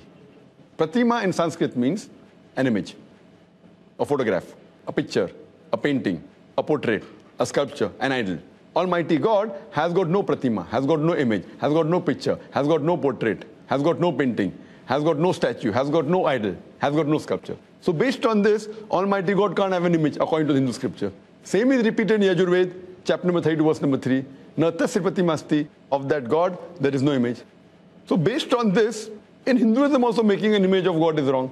So saying that this motherland is like your God and you bow down is wrong even according to Hindu scriptures. And in Islam, it's very clear that we can bow down to no one but our Creator Allah subhanahu wa ta'ala. As far as our country is concerned, we as Muslims, we love the country, we respect the country, but we don't bow down to the country. Not only in India, we cannot even bow down in Pakistan to that country. We cannot bow down in Saudi Arabia also. So it's not only to India. If a Muslim is living in Saudi Arabia and he's a Saudi national, he cannot bow down to Saudi Arabia. A Pakistani cannot bow down to Pakistan. So it's not only to India, because we bow down only to our God, our Creator. We cannot bow down even to our own mother. Leave aside motherland. The woman who gave us birth, who's our mother. We cannot bow down to our own mother. So where is the question of bowing down to the motherland? We love the country. We respect the country. Our country has given us many opportunities. But we cannot equate our country, neither our own mother, to our Creator Allah subhanahu wa ta'ala. So based on this, according to Islam and according to Hinduism, saying that we bow down to our country and calling our country as good as God, which is mentioned Vande Mataram several times, it is totally wrong. Before we ask the next question to the audience, one or two emails. The Muhammad Shaban, he says, yeah, even I think Dr. Naik shouldn't have been a part of the show. But Allah knows the best. Allah does best for his ummah. Maybe something good is there yet to come related to the show. Or may even Dr. Zakir Naik can arrange a session where he can reply to all the comments and questions made in this show. Jazakallah. And we have Shamaima Ali who says, they didn't give him a chance, but inshallah, Allah will support him. We are behind you, Dr. Zakir Naik, all the way. This is your chance. You can put forward questions to him. Yes, brother. Vis-a-vis the program, We the People, and Shah Rukh Khan emphasized the need to explain Islam to other people. In this context, how is it incumbent on every Muslim to spread the message of Islam, and how? Shah Rukh Khan, as far as this question is concerned, he said it's required for the Muslims to explain Islam to others, and I agree with that. It's compulsory for every Muslim to convey the message of Islam. It is fard. It's mentioned several places of the Quran, including Surah Al-Imran, chapter number 3, verse number 110, where it's mentioned in the Quran, Kuntum khaira ummatin ukhrijat linnas. Ye are the best of people evolved for mankind. The Muslims are called as the best of people. And the reason is given, because we enjoin what is good and forbid what is wrong. Ta'miruna bil ma'ruf wa tanhauna 'anil munkar wa tu'minuna billah. We are called as the best of people for the whole of humankind because we enjoin what is good and forbid what is wrong, and we believe in Allah. So the reason Almighty God is calling us the best amongst all the peoples is because we have to convey the message of truth. Call people towards the truth, enjoin them to the truth, and forbid them from doing wrong. So it's compulsory on the Muslims. And there are several other verses in the Quran, like Surah Al-Asr, chapter number 103, verse number 1 to 3, which says, one of the criteria to go to Jannah is to call people towards the truth. Any brother? Yes, brother. After the show, I read a comment on Twitter, on SRK, Shah Rukh Khan's Twitter, that he said that post-show he had some discussion with you. And he has mentioned that after a post-show, I had a discussion with Dr. Zakir Naik and it was very enlightening. I would like to know what was that enlightening session with Dr. Shah Rukh Khan. Yes, after the show was over, I did chat with Shah Rukh Khan for about half an hour. And it was a very good experience. I cannot discuss everything because many things were personal. It would be wrong on me to say in public. I was meeting for the first time. It was the first time I met him personally, though there are some common friends who are his friends and my friends. But this is the first time meeting him personally. And one thing is for sure, that I am happy that I maintained my policy of not to just rely on the news. Well, before the show, and which everyone may be aware, that it comes in the media. Many people, many of my friends have told, Shah Rukh Khan is not a practicing Muslim and he's not happy to be a Muslim and he normally gives comments against Islam and he does this and that. I personally have not heard it personally on the television. I have not heard because I watch television very little. But because it were comments, I followed the verse of the Quran. Quran says in Surah Hujurat chapter 49 verse number 6 that whenever you get a message, check it up before you pass it on to the third person. The same thing what I use, whether anyone asking comment, like Barakhadat asked me on Osama bin Laden, I said, I don't know. Same thing, even though hearing negative comments of Shah Rukh Khan, I always said, Allah Alam. But what I heard him saying on the show, I'm not talking the chat after the show, what I heard him on the show, I felt, irrespective whether he's practicing or not, but his answers were far better than most of the Muslims on the show.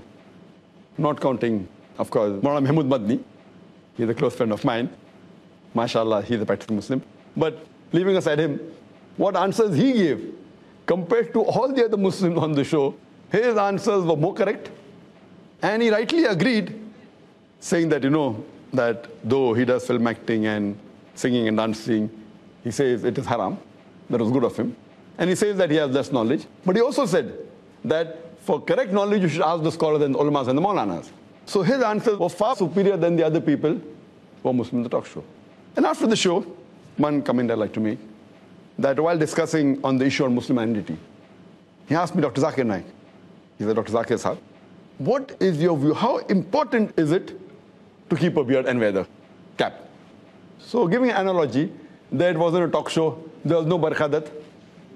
So I could explain to Brother Shah Rukh Khan more easily and, without any interruption. So I told him that when you appear for an examination, there are some questions which have 1 mark, some questions have 10 marks, some questions have 20 marks. The Muslim identity, wearing the cap and the beard, though it's not of utmost importance, but it is important, it may carry maybe 1 mark.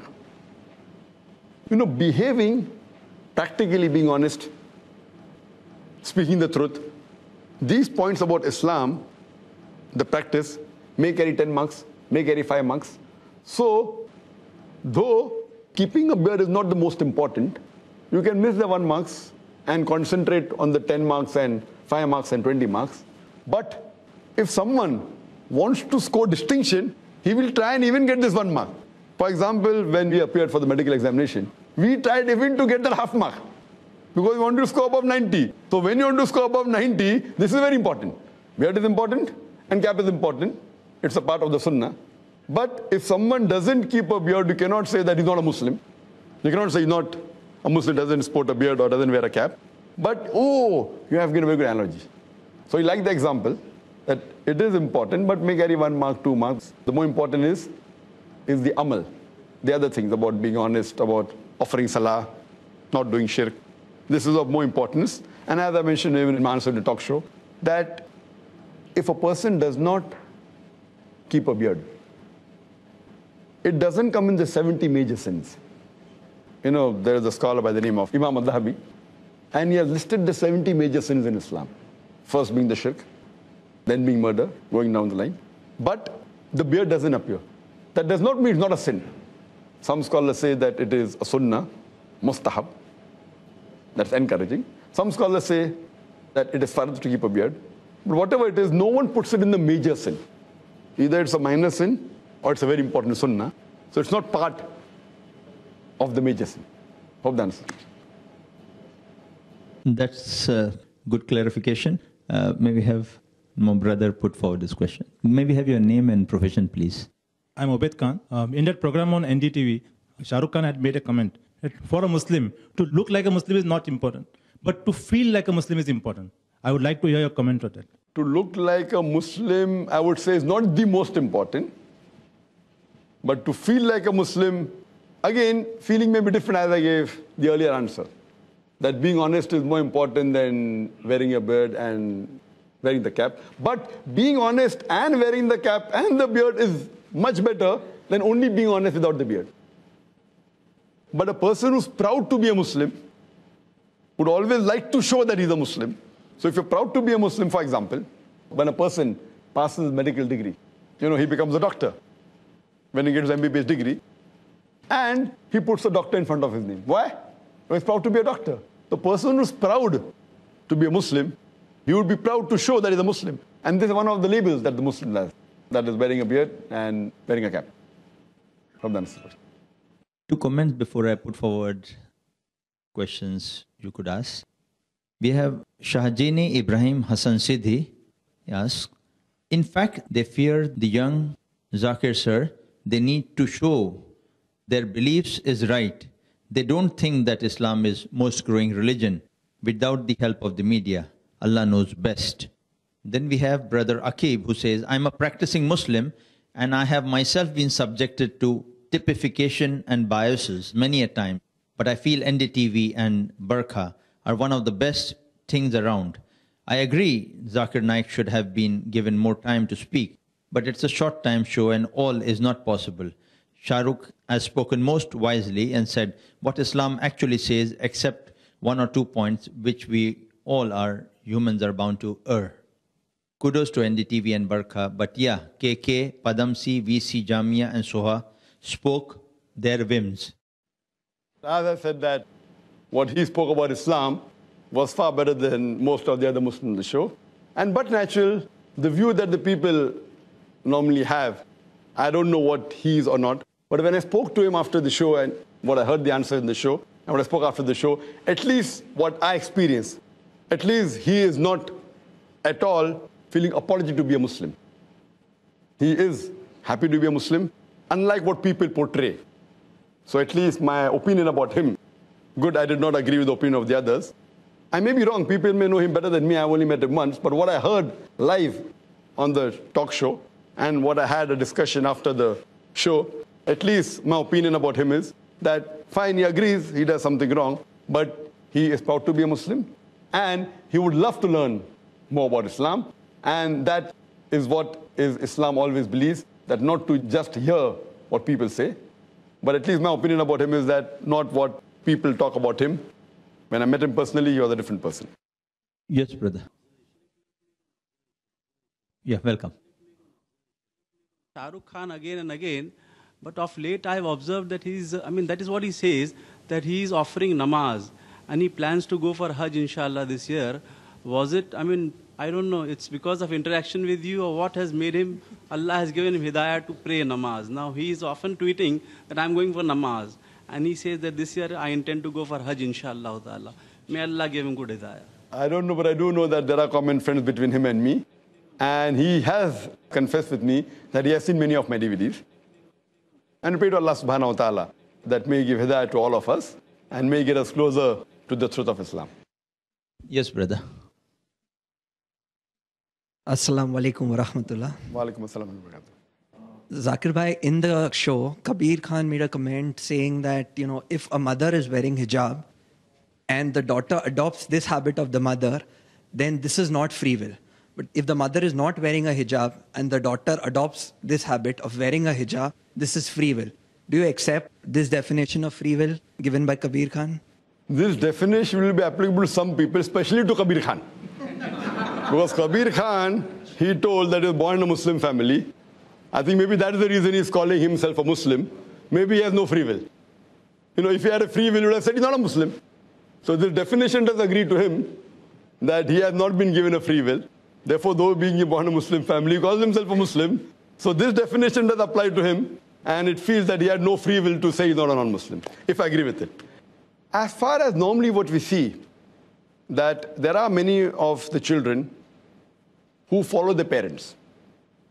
I do agree most of them do it by blind belief. If the father is a Hindu, the children are Hindu. If the parents are Muslim, the children are Muslim. If parents are Christian, the children are Christian. I do agree to a great extent that many do blind belief. But some of them question their parents. Some of them may do because it's part of religion. Some may do because it is part of culture. But many children, they question their parents. And after questioning their parents, they may get convinced what their parents are doing right, and they may continue. So these people now, out of free will, they are continuing what their parents are doing. Some people question their parents, and they aren't convinced. And yet they continue doing it, maybe because of peer pressure, maybe because they're afraid that they cannot go against their parents. But on the other hand, some people who, when they question their parents and they aren't convinced, then they change their ideology and they change their behavior. So these people, again, out of free will, they're changing. So you can't say for sure that just because the mother is wearing hijab, the daughter wears, that means no free will. And if mother doesn't wear hijab and then daughters wear, then it's free will. This is totally wrong. But even if I agree with Kabir, in the Islam Research Foundation, there are hundreds or maybe 1,000 girls who are not wearing hijab and their mothers don't wear hijab, but after coming to our foundation, hundreds and thousands of them, within few weeks or couple of months, they have started wearing hijab. So if his definition that if the mother doesn't wear and the daughters wear means free will, so by free will, in Bombay itself, only coming by a foundation, hundreds and thousands have started wearing hijab. And furthermore, many of the ladies, after watching my programs on the satellite channel, maybe hundreds and thousands of them have started wearing hijab. Not in India, throughout the world. So if this is his definition of free will, then alhamdulillah, when these logical people, when they hear the logical reason why hijab should be worn. So unfortunately, I do agree that the majority in India, they wear hijab as part of culture, or they wear hijab because it's a religion, without knowing the reason. Some of them, after learning the reason, they continue. But the point to be noted is that if we convince the youngsters and the ladies with reason, logic, and science why hijab is worn, and the reason of hijab in Islam is to protect the woman, then I feel majority, if not all, the ladies who are logical, they will wear the hijab. That's the reason. There are many non-Muslims accepting Islam throughout the world. And amongst the people accepting Islam, whether India or abroad, 2/3 of them are women. So if hijab subjugates the women, then why are the American women who are accepting Islam? Why are the European women who are accepting Islam, they are adopting hijab? So hijab is there to protect the women. And everyone has a right to agree or disagree. And based on that, but if you speak logically, and if you explain Islam to them logically, I feel majority of the humans will agree with the points that I mentioned in Islam. Jazakallah, Dr. Zakir. We have 2-3 comments, on the web. We have Mehnaz Chi, who says, I completely agree. Dr. Naik deserves to be in a better place. And the lady, Barkha seemed to have no knowledge of who Dr. Naik is. I disagree with that statement. Dr. Zakir disagrees. Barkha will surely be knowing who I am. That is the reason they had me on the show. That is the reason when she spoke to me the first time in the show, she said that you come on TV more than me. Alhamdulillah. And when she asked the third question, she said that I know that you love answering questions from the audience. So I disagree with that statement that she doesn't know me. She knew me, but she being an expert moderator, she really moderated, not with honesty, but she had a point of view. And as I said earlier, that it depends upon the integrity and the sincerity of the moderator and the producer to project the people who are there on the show. I think the sister's misunderstanding stands corrected. We have Nadia Jamal, who says, I totally agree. Dr. Zakir hardly was given the chance to speak, and Brother Zakir in future should avoid sharing the stage with Jahil Muslims, especially like Soha Ali Khan and Kabir Khan, who don't even know what Islam is all about, and were arguing that Muslim lady wears hijab only if she sees her mother wearing it. I have no idea in what kind of a world they are living. New generation are more practicing than their parents. I believe, alhamdulillah. And truly I found Soha and Kabir highly disgusting. They are not Muslims, so why to call them for discussions on Muslims? And lastly, we have Arshad Hussain Sheikh, who says, Lady Barkha is a commercial commodity, and so is SRK, Kabir, Soha and Karan. Don't these guys seriously, folks? Little knowledge is a dangerous thing. Their opinions don't make a tiny bit difference towards what Islam and Muslims stand for. There is no other interpretation of Islam and a Muslim other than what is said in the Holy Quran. See more Quran and the Hadith. Either you are in or you are out of the circle. There is no room for so-called moderate or liberal Islam or a Muslim, and there is no such word called extremist or fundamentalist, rightly said by Dr. Zakir, that either you practice or you don't. Simple as that. I think Dr. Zakir would like to comment something on that. The person are giving the right analogy. Maybe what I'm just putting across is straightforward comments, of the people. Some may be right, some may not be right, but that is their opinion. I say you either say he's a Muslim or a pseudo-Muslim. Muslim or pseudo-Muslim. Or you can say who is a practicing Muslim, partially practicing Muslim, or non-practicing Muslim. So non-practicing Muslim can be called a pseudo-Muslim, right terminology. There's nothing like moderate Muslim. No, Muslims, if he's a Muslim, he's moderate. I mean, and you can't say a person is an extremist Muslim. And I say I'm an extremist Muslim. I'm extremely kind, I'm extremely merciful, I'm extremely loving, I'm extremely just, I'm extremely honest. So to be a practicing Muslim, you have to be an extremist. You can't say I'm partially honest. When it benefits me, I'm honest. When it does not benefit, I'm not honest. So these are terminologies, loose terminologies made by people and how it has evolved. So these loose terminologies used by the media, extremist and fundamentalist, these, if you go back into history, they were used for somebody else earlier. If you've heard my talk on terrorism and jihad, etc., and I've clarified that this word fundamentalist was first used for the Christians. Those who believe that the message of the Bible is not from God, every word, every letter is from God. And now today, in the new definition of Oxford Dictionary, the fundamentalist means a person who strictly adheres to the ancient teachings of any religion. The new definition is slightly changed, that fundamentalist is a person who strictly adheres to the ancient doctrines of religion, especially Islam. So though it was used in the early part of the 20th century for the Christians, today it's used for the Muslims. So this is how they keep on changing. But really, fundamental is the person who follows the fundamentals.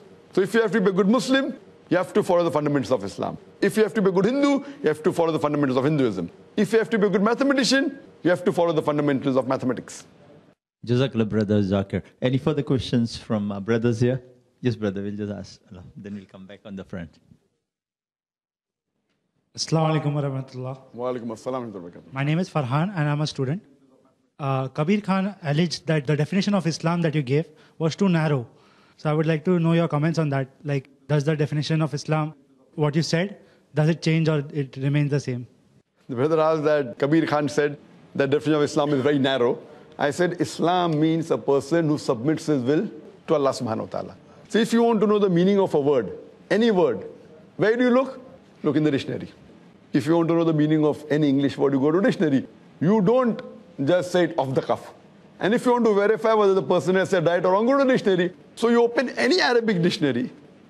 Islam comes from the root word salam, which means peace, or salam, which means peace. It's also derived from the Arabic word silm, which means to submit your will to God.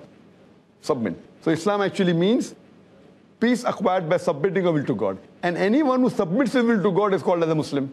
So this is an Arabic word. I don't know how much does Kabir Khan know about Arabic.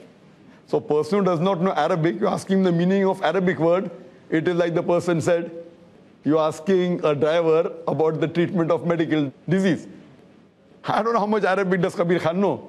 And what right does he have to comment on Arabic word which he doesn't know? So this is how the media, a person doesn't know Arabic and asking him the meaning of an Arabic word. So what we realize that if you want to know, you go to the authentic sources. And the best definition to know about Muslim is go to the Quran. Quran says that many places about Muslim, call yourself Muslim means one a person who bows to the will of Allah. In Surah Al-Imran chapter 3 verse 64 and many other places. Hope that's it. Yes. Any further questions? Yes. Assalamu alaikum. This is Aman Bukhari. Barkha Dutt doubted your reply, which you had tried to give about the Talibans and how the American media, they manipulate the public. And according to her, CNN and BBC are the gospels for her. Now, the very same CNN and BBC had said that Iraq has weapons of mass destruction. And this was being relayed on these channels day after day, week after week, and months after months. And in spite of America invading Iraq, it was not able to find any weapons of mass destruction. My question to Barkha Dutt is, come on, Barkha Dutt, where is your answer to this?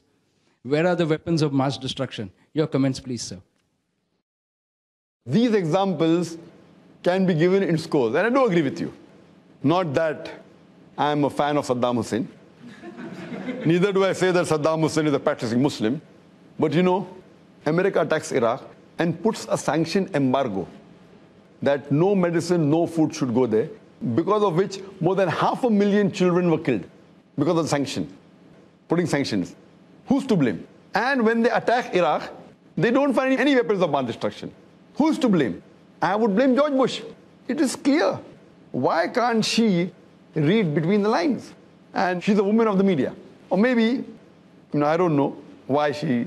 It's very evident that even when Saddam Hussein was arrested, he had a trial, inverted commas, whether it's just, I don't know.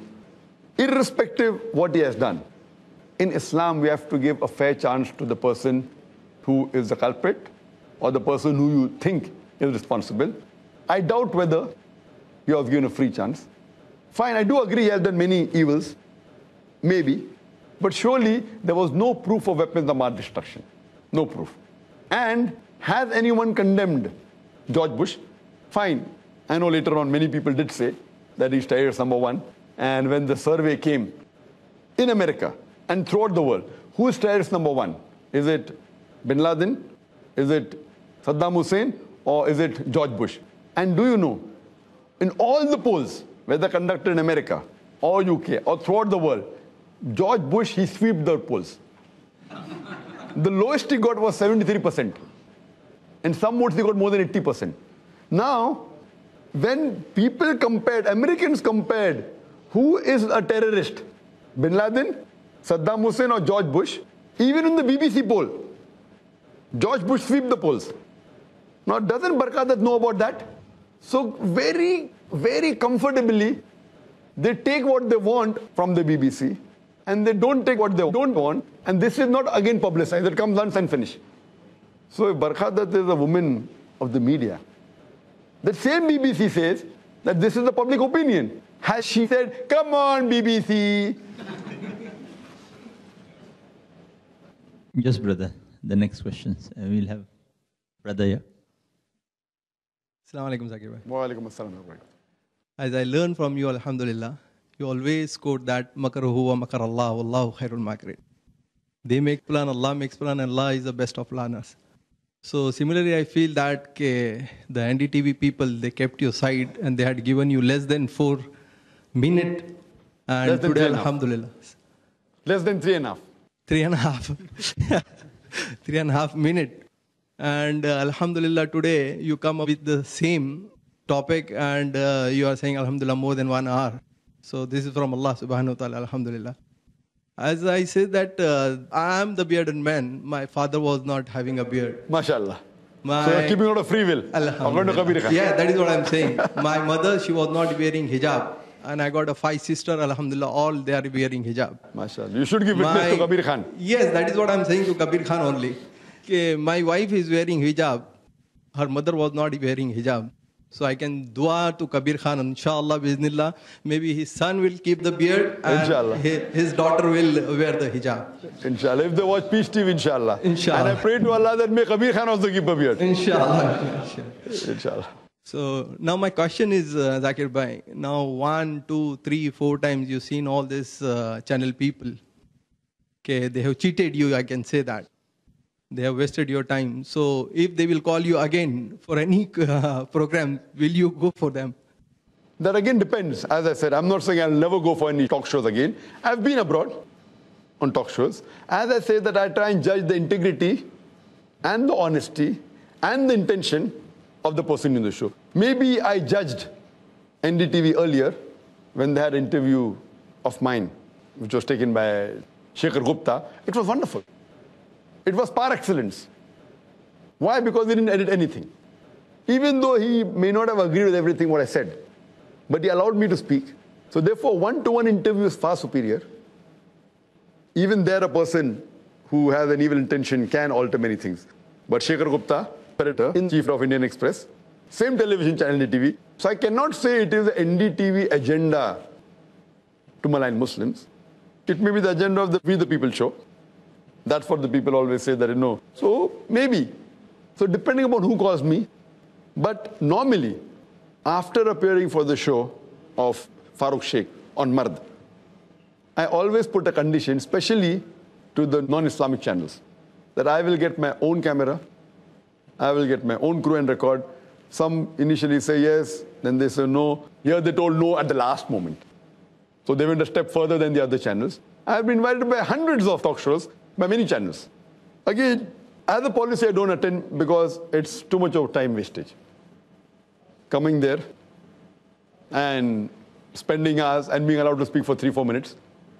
Personally, because I already come on the channel. If a learned person who doesn't have exposure to the media, I feel he should yet go. He should go. Maybe the people get some hidayah. But here, because I come on the various channels, there are hundreds of millions of viewers, it will damage the information. So for me, I should be careful before I attend any show. But I cannot say I will not attend any in my life. I'll take the precaution, but rest I leave in the hands of Allah. As you rightly said, Allah says in Surah Imran chapter 3 verse 54, Makru makarullah wallahu khairul makirin. They plan and plotted, Allah to plan. Allah is the best of planners. So maybe because I attended the Farooq Sheikh's show, my intentions to launch a satellite channel became more firm. That I attended before Peace TV was launched. You know, what I say, that Salman Rushdie, the book he wrote about satanic verses, is to be condemned. Net result, many people wanted to read this satanic verses of the Quran, and there are thousands of non-Muslims accepted Islam. 9/11, the attack on the Twin Towers, is to be condemned. Whoever did it is wrong, whether Muslim or non-Muslim. Whether George Bush or Bin Laden, whoever did it is wrong. That should be condemned. But the net result, whoever did it, net result, many people wanted to know what is this religion about Islam. And when I used to go to the Western countries before 9/11, there were few non-Muslims used to come for my talk. Now when I go post 9/11, there are more non-Muslims attending the talk. So net result is that we have more opportunity to dawah. That was wrong, but the end result, Islam is spreading faster. So more the media is maligning Islam, we find that Islam is spreading more. So if they have more such like these on the NDTV, I personally have no problem. Because Allah is there to take care of His deen and His religion. And somehow or the other, at the end of the day, it will surely be benefit for Islam. Yes, brother. Assalamu alaikum. Wa alaikum assalam wa barakatuh. Shah Rukh Khan sounded a little apologetic when he said something somewhere is wrong, but we have to adjust and bear with them. So how far we should adjust and why should we be apologetic? That's my question. I don't know in which context are you telling about that. And everyone is talking about Shah Rukh Khan. I don't know which context he mentioned this. But yes, there are many people who are apologetic. I don't know whether Shah Rukh Khan was he or not that time. And in what context did you say that we should adjust? But normally, for a person, there are people who are many a time afraid to keep a beard, even if they want to keep, thinking that they can be victimized. In that context, if some people are getting afraid to keep a beard or wear a cap that they'll be recognized as Muslim and they'll be victimized, which a person should not get scared. But some people, the taqwa may not be that strong. And there are cases where riots take place in certain countries, in certain cities. And if out of fear someone does that, so may Allah forgive them. In this case, if somebody chooses certain things and don't choose, it depends upon them. Yes, brother. Assalamu alaikum. My name is Tanveer Sheikh. By profession, I'm a businessman. I have got two quick questions. Number one is, after watching the program, it appeared that Barkha Dutt and Kabir Khan were trying to promote a new religion known as the moderate Islam, where everything that Islam permits is prohibited and everything that Islam prohibits is permitted in this religion. So your opinion about that? And number two, I have seen you in many live debates all over the world. How do you find the experience of a live debate as compared to a debate on TV show? Jazakallah. As far as Barkha Dutt and Kabir Khan promoting moderate Muslim, that has been answered in the email very clearly. I did not comment further that when I spoke, if you see the full debate, I was asked only 4 questions by Barkha Dutt. And in these 4 questions, I was interjected by her more than 12 times. On average, every question she interjected thrice, not allowing me to complete. And Kabir Khan also interjected me thrice. So this shows that even if they give me 3.5 minutes, if they give 3.5 minutes to me, okay, speak for 3.5 minutes, or speak 1 minute without interjection, I don't mind. I don't mind going on a show, even speak for 3 minutes, saying, okay, here, you have got 3 times 1 minute and 1 time half minute. I've got no problem. Give me 4 times. But saying a sentence, 20 seconds, again interjecting, again asking a second question. This is an expertise of a person who's well versed. Not that I wasn't aware, but I, being on the panel, not the moderator, I could not do anything. And same thing, when I spoke something, if she didn't interject, it was Kabir Khan. So one answer on average 4 times. Once by Kabir Khan and thrice by Barkhadat. But irrespective of what it is, I did make my point clear that Muslim is a person who submits his will to God.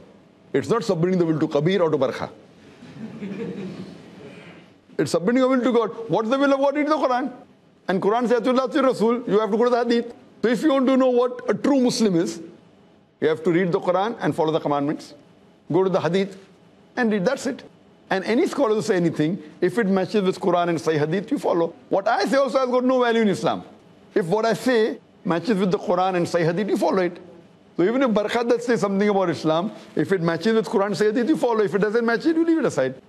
As far as the difference between a live debate conducted in public and the debate conducted in a TV show, the difference is that in a live debate, when we have a public debate, and you have seen many of the debates that I've taken part in, it's a normal format is given. Each of the 2 speakers is given equal amount of time to speak, whether it be half an hour each, or 50 minutes each, or 1 hour each, or both are given chances twice. And the role of the moderator is to see to it that each speaker sticks to the time. Even though the topic is given, the speaker can sway from the topic, that's his will. It is the audience who is the judge. And the role of the moderator is to keep the time and to see to it that the questions are given equally to both the speakers, both having different views. In a TV talk show, it is not like the one we have in the public. When you have a TV talk show, the moderator is here also supposed to be neutral, which is never the case. In a panel debate, the moderator normally is not neutral. Rarely will you find a talk show in where the moderator is really moderate, means neutral, unbiased. Most of the time, depending upon the agenda of the moderator or of the producer, they can sway the debate. If the 2 people who are debating, the moderator may give more time to the view he or she likes and may give less time. There is no timekeeping like the way we have in a public debate. In this context, that is more fair. This is unfair, where a lot depends on the moderator and even on the producer. If he does not like the view of the person who has won the debate, in the post-production, he can chop off his answers. In the live debate, you cannot. So if a live debate is recorded and shown on the channel, that is far better. Fine, even a live debate can be edited. But since both the parties have a recording, if someone tries to edit and show a wrong version, the other party also has a copy. Here, if you tell that I'm coming on your TV show for a debate, let me get my cameras, no one will agree. Unless the intention of the moderator is clear and correct. They will say, okay, it is our show, we are doing it for money, we are doing it for TRP. Tell them, okay, we'll record, you keep the cassette, give the cassette after reeling, after telecasting a show. So we have told that on many channels. Fine, if you fear that we record, we will show it before you. What you do, we'll record. You can keep your cassette, power cassette with you. Once you telecast the show, give our original back. They will never agree. Unless the intention of the moderator or the producer is nothing but showing the truth, he will allow you. But we have asked, in India, more than 100 times when I've been called for panel discussions, or for TV interviews, or for a panel debate, that let us get our cameras. Initially they may agree, but before the show backed out. So this shows the intention of the moderator. So therefore I prefer having a public debate in the public rather than on the TV show. We continue with comments from some of the websites, especially NDTV. There's Shazia Irshad who says, and now we have more media distortions regarding Islam. Barkhadat is a slick lady, simply brilliant, amazing manipulative skills, knows exactly when to interrupt so nothing earth-shattering is said by the learned Dr. Zakir Naik. We have Ahmadullah Tawfiqullah saying, Barkha didn't give time to Dr. Naik. It was a waste. Whenever Dr. Naik started giving any references, She quickly came in between and stopped him. The show was all about promoting My Name is Khan, Qurban, and people standing against hijab. Mansoor Ashraf says, this was the worst interview I have ever seen. The worst. NDTV has really got it terribly wrong. When you are talking about this issue, you bring SRK, Soha, who have no clue about Islam, and they clearly admitted that. And on the other hand, where is the logic in bringing Karan Johar? This leaves a really bad taste, but mashallah, Dr. Zakir gave his best in the limited time he was given. And lastly, we have Mona Hassan saying, I'm very sad that Dr. Naik wasn't given much chance to speak and to say what the correct Islam is all about. Dr. Naik is doing a great job. There are so many millions and millions of people who are getting benefited by him. He inspires many. The question before all of us is, what's the reality behind TV talk shows? The positive, the negative, and the in-between. We throw open the floor for questions from our brothers in the audience. Anyone who'd like to question Dr. Zakir, most welcome. Yes, brother. Assalamu alaikum. My name is Muhammad. Actually, in the program, I noticed that many of the panelists, as well as the anchor, they used a term called lunatic fringe, have started to represent Islam. If they were referring it to the Muslim scholars and orators, isn't this a derogatory remark? And I would like to ask one more question, that not only in this program, but usually in the media, when these kind of celebrities, like cricketers or film stars, politicians, they say that being a good human being, humanity is the most important aspect of Islam. Whereas I think that Tawheed is more superior. So I would like you to comment on this, and I would like Dr. Naik to tell all the Muslims that which is the most important aspect as far as Islam is concerned.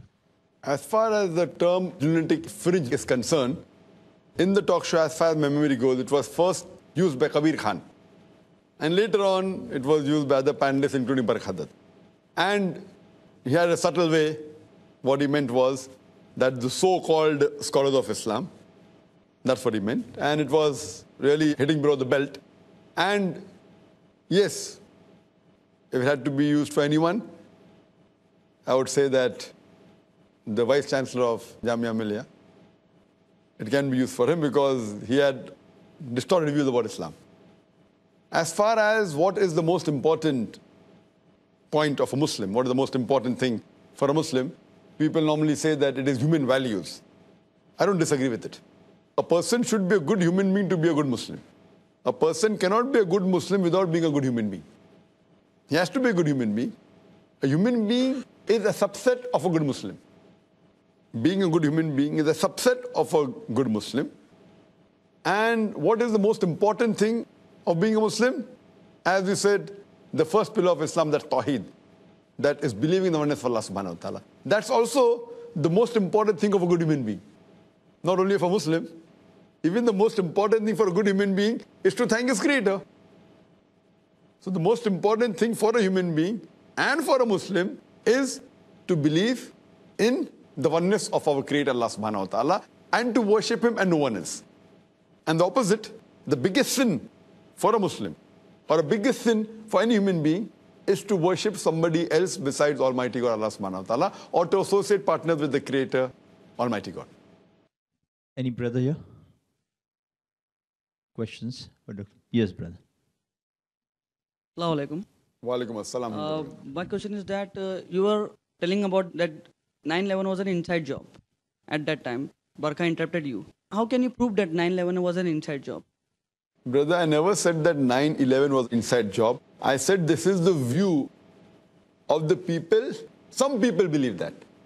So when Barkhadat asked me, when she asked me on Osama bin Laden, and she asked my views on Osama bin Laden, and I said that I cannot base my views on BBC and CNN, because that's what the Quran says. Whenever you get information, check it up before you pass it on to the third person. So if I have to base my views on BBC and CNN, I have to agree that Osama bin Laden was a terrorist. Based on this, I said, I cannot give my opinion just on BBC and CNN. And then she goes on to say that, haven't you seen Al Jazeera? Yes, I've seen. But Al Jazeera, again, according to me, it is a part of the American conspiracy. It's controlled by the Americans. I've been to Al Jazeera channel. I've been to Qatar. I know many people who are on high post, and many have the opinion that Al Jazeera is controlled by the Americans. So why should the tape of Osama bin Laden be given only to Al Jazeera? Why not to other Muslim channels? Why not? Fine, again, what I told her, that I have seen even Al Jazeera, but I've even seen Loose Change. Now, Loose Change, there are many documentaries that are available in America, made by the Americans, which prove that 9/11 was an inside job. And I, being a man of research, I told her, I keep on traveling, and I see the evidence from both the sides.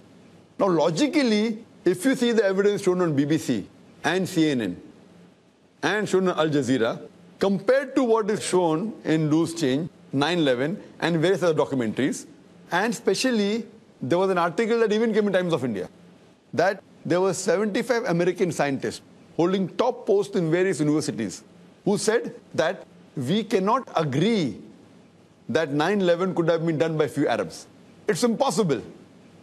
And we are going to expose the truth. And they said that this has to be an inside job. Who? Not normal Americans, American scientists and professors. Now, here you have on one side American scientists and professors who are giving their view, and here you have clippings which are shown on Al Jazeera, which many of them say it is morphed.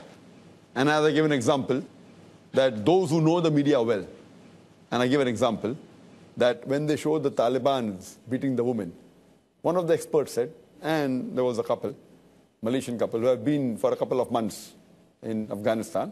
They're doctors. They are normal people. Husband and wife, both of them doctors. And many of the people, they said that because they lived with Taliban, they know how the Taliban wear the turban. And what is shown on these BBC, CNN, National Geography, it is not the way the Taliban tie the turban.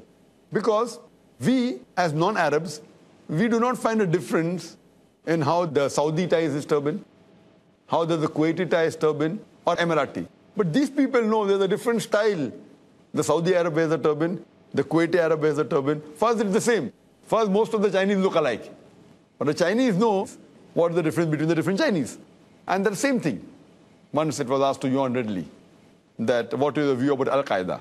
Now, she was there, she lived with Taliban. She went to expose the Taliban. She went to expose the evil done by them. But when she goes to Afghanistan, she's arrested by the Taliban. And when she's arrested, she thinks now she's going to be slaughtered. She's going to be raped. And she thinks this is the last moment of her life. But they surround her, and she's wondering that the last day of the life. They surround her and they are silent, and she's wondering what happened. Then after a lot of, maybe a couple of hours, there's a lady who comes and checks whether she has any weapon. She's so irritated that if you wanted me to know, she puts up her skirts and shows that she has nothing. And all the Taliban turn away. They look the other side. So she's saying that to destroy the Taliban, even if you send some undergarments by plane and drop it, they'll be destroyed. That means now what is there? This is said by a British reporter who goes to Afghanistan. And later on, she realizes the way they treated her. Before she was released on one condition.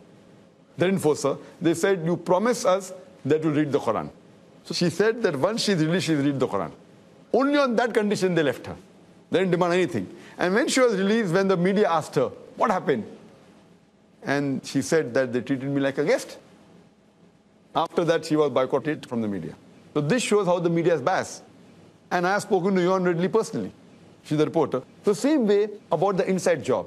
When you see these documentaries on 9/11 or Loose Change, Loose Change again is a documentary which gives various evidences why 9/11 was an inside job.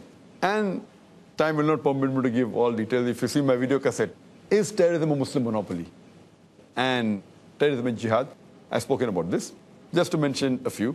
They said that it's not possible that an aircraft, when it collides into the Twin Towers can crumble down. Immediately the person who constructed the Twin Tower said, it's not possible that the fuel of the aeroplane can melt the iron bars of the Twin Towers. It requires more than 2000 degrees. And that's not the degree of the fuel. 2000 degrees centigrade. It's impossible. Immediately, within 2 days, the person who made the statement was sacked. Similarly, those who spoke against 9/11, the 75 scientists, even they were sent on a long holiday. They were sacked. So when America speaks about freedom of speech, why do they don't want anyone to speak against them?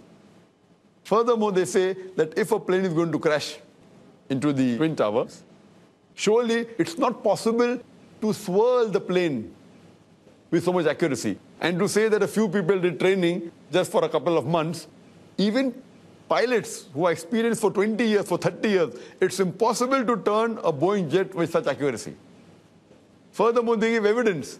How do they give evidence? That someone spoke from the phone, from the mobile, from the plane. So what they're saying in that loose change, that mobile companies are spending millions of dollars to let the waves reach at such a height that the plane is. Now, how is it possible that the mobile phone could be heard from such a level? And what they say, that the person who spoke on the mobile, he speaks to his mother, Mark Bingham. So he tells his mother that I am Mark Bingham speaking. I am Mark Bingham speaking. Now, if I speak to my mother, I'll say I'm Zakir speaking. I'll say I'm Zakir Naik speaking. So no son will tell the surname to his mother. So this shows that that was again a gimmick or a planted evidence. I'm Mark Bingham speaking, and the whole plane is being sabotaged and we are being taken as hostage. So this shows that this was a sabotage. And furthermore, one of the air hostesses saying, oh, there are buildings, there is water. All the air hostesses know that building and water is there.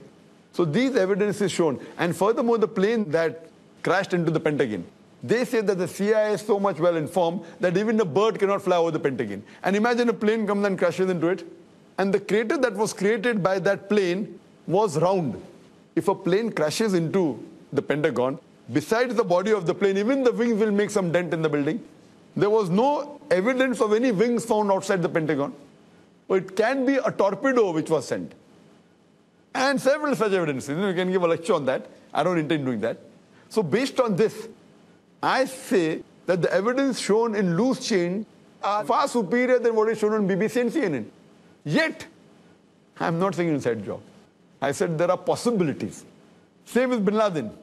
I don't say that Bin Laden is not a terrorist. I said, I don't know. I don't say he's a terrorist, neither do I say he's a saint. I'm being neutral, seeing the evidence on both the sides, Allahu Alam. But the evidence shown on the other side is far superior, far more logical. 75 scientists speaking, they're non-Muslims, they're Americans. Why should they speak against the government? Why should they speak in favor of Muslims? Do you think somebody has bribed them? And here, these people, 75 scientists, they give a reason. Why are they blaming Afghanistan? Because of oil. To have a pipeline through. So they're giving reasons. She said it's a conspiracy theory. I said all conspiracy theories are not conspiracy. It can either be a fact or a theory. So when she says such things, a conspiracy theory, which we have heard of it a lot, we have to hear it. And then let our intelligence judge which of the two is correct. If I have to give more weightage, I would give more weightage to the theory of inside job. Yet I'm calling it a theory, I'm calling it a fact. I'm saying it's a theory yet. Out of the two, that carries more weight, it's more logical, it's more scientific, it's more appealing. It exposes the media. But that wasn't given much of highlight because these media are being controlled by the governments. They are being controlled by vested interest people. So that is the reason I say that media can be very dangerous. And I've discussed in detail in my talk, Media and Islam, War or Peace. Hope that answers the question. And Jazakallah, Dr. Zakir. A few questions and comments from the websites. We have Roxana Parveen asking, as a world-renowned scholar, Dr. Zakir should have put certain conditions before the show. He has his own and best reputation among them. I think he's already answered that, but she says, further comment, without certain conditions, he could have just sent his son. Would have been the youngest, yet most knowledgeable and more than sufficient person alone. Inshallah. I think we take that as already answered. We have Ajmal Rashid who says, okay, Arup, you're right. Be that person of any religion, terrorism should be condemned in all forms. But please tell me why the specific term Muslim terrorist is used and not Hindu terrorist or Christian terrorist or Zionist terrorist. This was the issue of debate that day. Stereotype. Zakir started with the same topic. when he was interrupted. One more thing I want to add.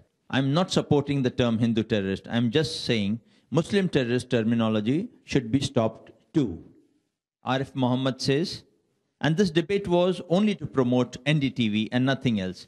And indirectly, Barkha's so-called best journalist never allowed Zakir Naik to speak. In fact, he was speaking sense amongst all the nonsense people sitting there. Syed Ahmad says, Zakir Naik has never defended Taliban and Al-Qaeda. Rather, he said he is not sure who is behind that until he gets the truth. On the note, we throw the floor open for questions from the audience. Any brother here? Yes, brother. Assalamu alaikum. Walaikum assalam wa barakatuh. I mean, during the show, a need was raised, like there should be a representative or a leader who can speak on behalf of Muslims. So how do you address this requirement? Jazakallah. Yes, of course, I do agree. There should be a spokesman on behalf of the Muslims, on behalf of Islam, but that spokesperson should have knowledge of Islam, should have knowledge of Quran and Sahih Hadith, and besides having knowledge of Quran and Sahih Hadith, should also have knowledge of the media. As the Quran rightly says, that Allah says in the Quran, in Surah Nahl, chapter 16, verse 43, and Surah Anbiya, chapter number 21, verse number 7, فَاسْأَلُوا أَهْلِ الذِّكْرِ إِن كُنتُمْ لَا تَعْلَمُونَ. If you don't know, ask the person who is knowledgeable. So we should have a spokesperson who has knowledge on Quran and Sahih Hadith, and should also have knowledge of the media.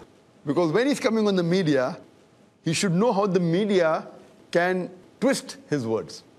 So we should have a right person who has knowledge of both, so that he can present the media, and this is the only way how the misconceptions about Islam from the media can be removed. Yes. Any brother? Yes, brother. I would like to ask, why don't you arrange a panel discussion on Peace TV? Why don't I have such a panel discussion on Peace TV? Yes, we can have. Not that we cannot have. Inshallah, if Allah wills. But not such a panel discussion. Panel discussion, not such a panel discussion. Such a panel discussion, twisting the view, would be un-Islamic. Even if someone pays me $1 million, I cannot do it. I'm not here to earn money. Such a panel discussion I can't have. Yes, but panel discussions, and we do have. We have had many discussions, group discussion we call, same as panel discussion, of scholars on the Peace TV English, also Peace TV Urdu. But we had very few times that a panel discussion along with audience. This is one of the few ones that we have. But normally when we have a panel discussion, we have a moderator who is, mashallah, honest, and sees to it that he gives that opportunity without cutting the view of any particular panelist. We have had several. I think it's called, in the Peace TV English, Islam Under Microscope. And in Peace TV Urdu, it's called as Ilmi Guftugu. Hope that answers the question. Jazakallah. A few comments from the website. FRK says, Barkadat has not given enough chance to Dr. Zakir Naik to speak. Instead, she was asking more to those people with Shah Rukh Khan, Soha Ali, Kabir Khan, who know nothing about Islam and presenting the wrong picture to all Muslims for their financial gains. We have Shumaila Siddiqui who says, a useless show. Barkha did unfair. This show was more for the publicity of My Name is Khan. It was just the wastage of the precious time of Dr. Zakir. Dr. Zakir should not attend such type of shows. They do not suit him. He is, mashallah, a great daya. He should not waste his time on such useless shows. May Allah protect Dr. Zakir from the enemies. Ameen. Ali says, they barely gave Dr. Zakir any time to explain facts on Islam. The most knowledgeable of the panelists, with the least amount of airtime to discuss Hindi films stereotyping Muslims. It was obvious they were not interested in learning how true Islam operates. I must commend Dr. Naik on the level of patience he displayed, as some of the panelists tried to give us a watered-down version of Islam, and Barkha that it was totally crap and biased attitude. Lastly, Irfan Jamal, he says, well, after a long sleep, I'm just reading all the comments from where I left yesterday night. I feel that Dr. Naik did make up his point in the very minute time which he got. He quoted the right verses at the right time. We continue on the discussion. TV talk shows. We are discussing this last TV talk show Dr. Zakir was on here 2 weeks back on NDTV, We the People program, dealing with stereotyping of Muslims and Muslim identity. May we have our next questions from the audience? Yes, brother. Assalamu alaikum. Wa alaikum assalam wa rahmatullah. During the show, Sohali Khan had said that she had read the Bible and parts of the Quran and Bhagavad Gita. And then she said that Islam is something between her and Allah. So I just wanted to ask you whether you agree with her view or... As far as the statement that Islam is between her and Allah, that Islam is the personal thing between the human being and Allah, that definition per se is correct. It is personal. It is a personal relationship. But if suppose a person says that they belong to one particular religion, and if they don't follow the rules and regulations of religion, and yet say that they are belonging to that religion, that's the problem. So someone has a personal relationship with Almighty God, that's correct. But to say that I am a Muslim, and then I don't follow the rules of Quran and Sahih Hadith, this is hypocrisy. So then I said, okay, it's personal. It's my personal relationship, but I'm not a Muslim. To say I'm a Muslim means I submit my will to God. The will of God is mentioned in the Quran. The Quran says, Atiullah wa atiur Rasul, obey Allah and obey the Messenger. So it is hypocritical. But the statement, it is personal, that is right. But to say it is personal and then say I'm a Muslim, or then say I'm a Christian and don't follow the teachings of the Bible. You say I'm a Hindu and don't follow the teachings of Hinduism, of the Vedas, that is hypocrisy. Similarly, if a person says he's a Muslim and doesn't follow the teachings of the Quran and the sayings of the Prophet, then he should not say he's a Muslim. He says, fine, I'm proud to be a non-Muslim. It's not a problem. A few comments from the website again.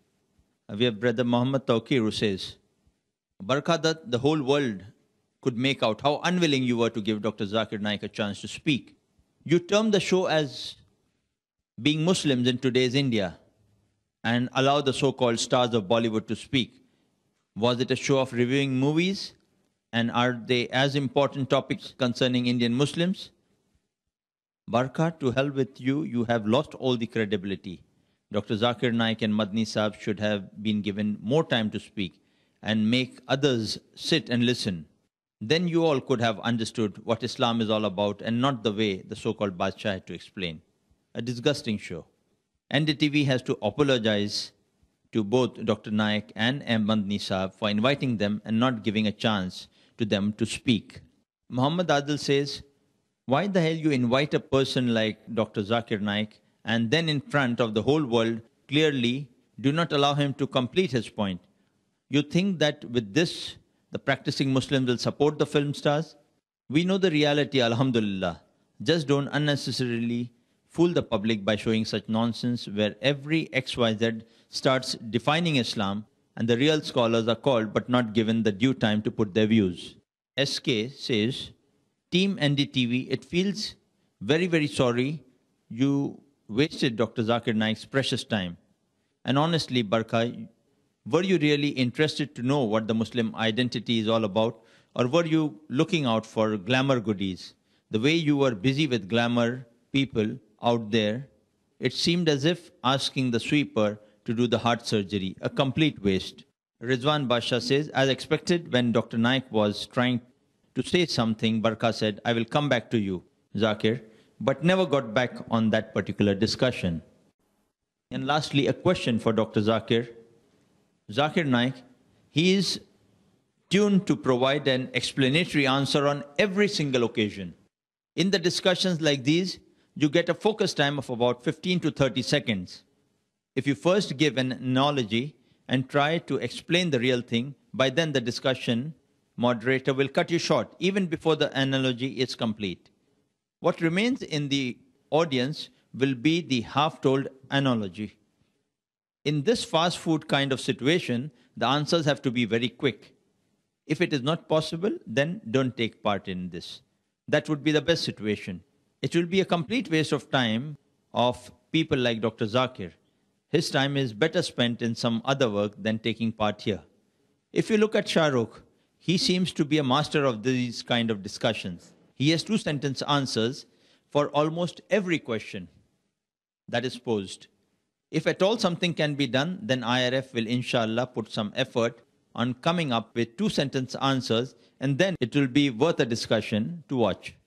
There's another brother, Yavar Beg, who says, as Amanullah said earlier, Dr. Zakir must train himself to respond effectively on such shows if he wants to go on them. Personally, I would strongly advise against it. There is a difference between speaking on a TV channel your own and speaking in someone else's show. I would strongly advise staying away from controversial issues as they tend to bog you down, as happened. Though I must say, I respect Dr. Zakir Naik's courage and the stand he took. Not many have the courage to speak the truth in public. Dr. Zakir's comments. As far as the first questioner, he said that a person should answer in less than 30 seconds and a person should be trained. And he calls Shah Rukh Khan as the person who is master in this game. I partly agree, I partly disagree. If you see the full show, Shah Rukh Khan was given more than 11.5 minutes to speak. I less than 3.5 minutes. And many a time he spoke more than 1 minute. So to say that a person should speak in less than half minute, it depends upon the moderator. If the moderator gives one person 11.5 minutes and the other person less than 3.5 minutes, and the questioner is saying that he was expert, that means he hasn't seen the show properly. Because Shah Rukh Khan spoke for 1 minute, 1.5 minutes many times, because he was not interrupted. Secondly, I do agree that the answer should be short. It cannot be the same as you give in a lecture. I do agree. But even if your answer is short, you can yet manipulate. And I gave a simple example that if someone asked me that what are your views about the policies of George Bush? And if I say the policies of George Bush are not good, they will chop off the knot and say that the policies of George Bush are good. So if you cut the knot, it becomes policies are good. So this statement, the policies of George Bush are not good, is hardly 10 seconds. Even that can be chopped. So the person who's giving the comment, I think, is not an expert in the media. I do agree it should be short. But if the intention of the moderator and the intention of the producer are not correct, are not honest, and if they're evil, I'm telling, even if you get the best expert, and since I'm a man of the media, if a best expert comes in front of me, and if I want to put him down by having evil intentions, which I will never do, but if just to show, you get me anyone. I will be the moderator, I will do the post-production, I will make him say what he does not believe also. It's very easy. I know this because I'm a man of the media. Not only do I give talks, I know post-production, I know handling the camera, I do editing, mashallah. I know what can be done. So what this person is saying is partly correct. But then for a person to say that a person should be trained and then come, the best trained person, if he comes for a TV talk show like this, and if the moderator has evil intention, and if the producer has evil intention, I should say should not go on the show. So to say that IRF should come with one-line answers, we already have that on the internet. We have few-second answers, we have got few minutes, we have got lectures of 1 hour.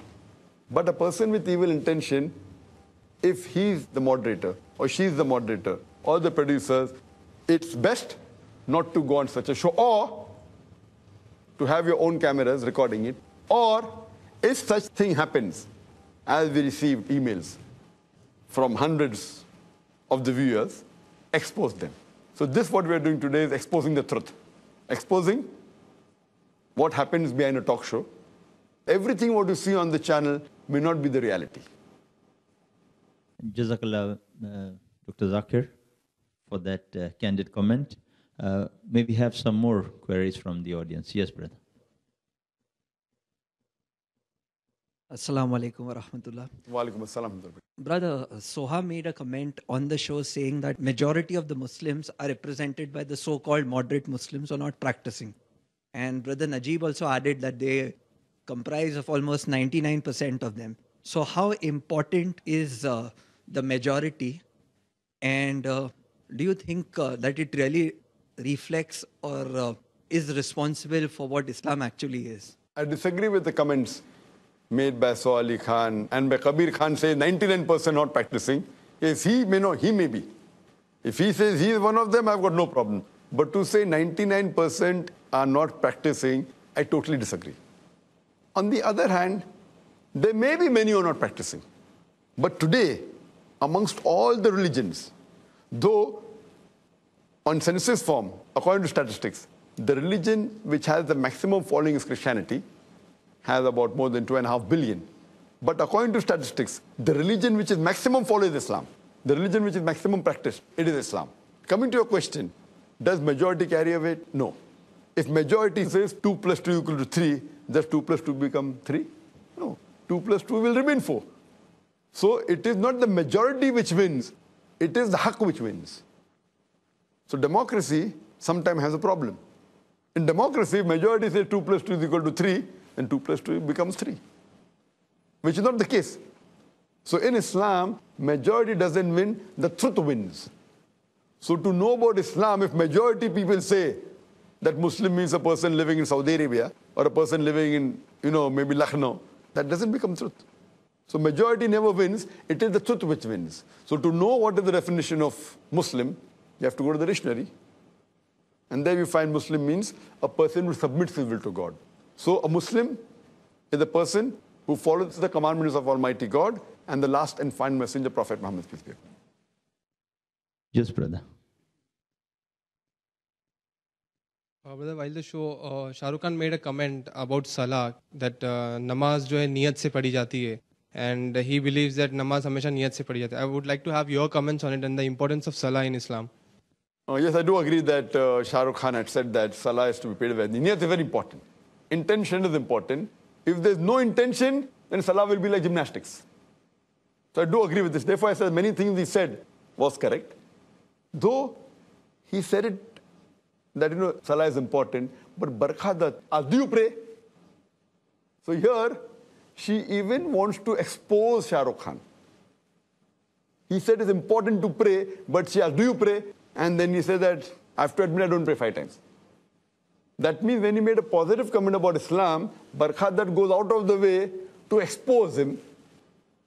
When a person says praying is good, at least he's not doing kufr. See, a person who says praying is not required, then he becomes a kafir. Based on the hadith of Sahih Muslim, that the difference between iman and kufr is salah. If a person does not pray and says it is required to pray, he's not a kafir. He's agreeing that it is a fard, it's important, but he is lacking it. He's not able to do the fard. So here, Shah Rukh Khan agreed that salah is important. And his statement that salah is paid with niyat is correct, but with niyat and also the way the Prophet showed us. So Prophet did say that niyat is important. Same thing with fasting. Without niyah, the fasting is useless. It will be like starvation. But with niyah also you have to follow the rules and regulations that you have to stop eating before the break of dawn, eating and drinking until sunset. Similarly in salah, besides niyah, even the postures as described by the Prophet. The Prophet said, pray as you see me pray. So salah is the second pillar of Islam after Tawheed, after believing in one God. The second most important pillar, it is salah. Why? Because salah, as I say, is a programming towards righteousness. It keeps you on the right track. And that is the reason it's mentioned in the Quran and several hadith that you should pray 5 times a day minimum. Hope that answers the question. Any questions from the brothers? Yeah? Yes, brother. Assalamu alaikum, Zakir bhai. Wa alaikum assalam. This is regarding Kabir Khan. He said that I am a Muslim, but I reject all the rituals of Islam. But Islam is in my culture. So what's your comment on that? Same thing, he says, I am a Muslim, but I reject the rituals of Islam. So how can he be a Muslim? Rituals means the practices mentioned in the Quran and Sahih Hadith.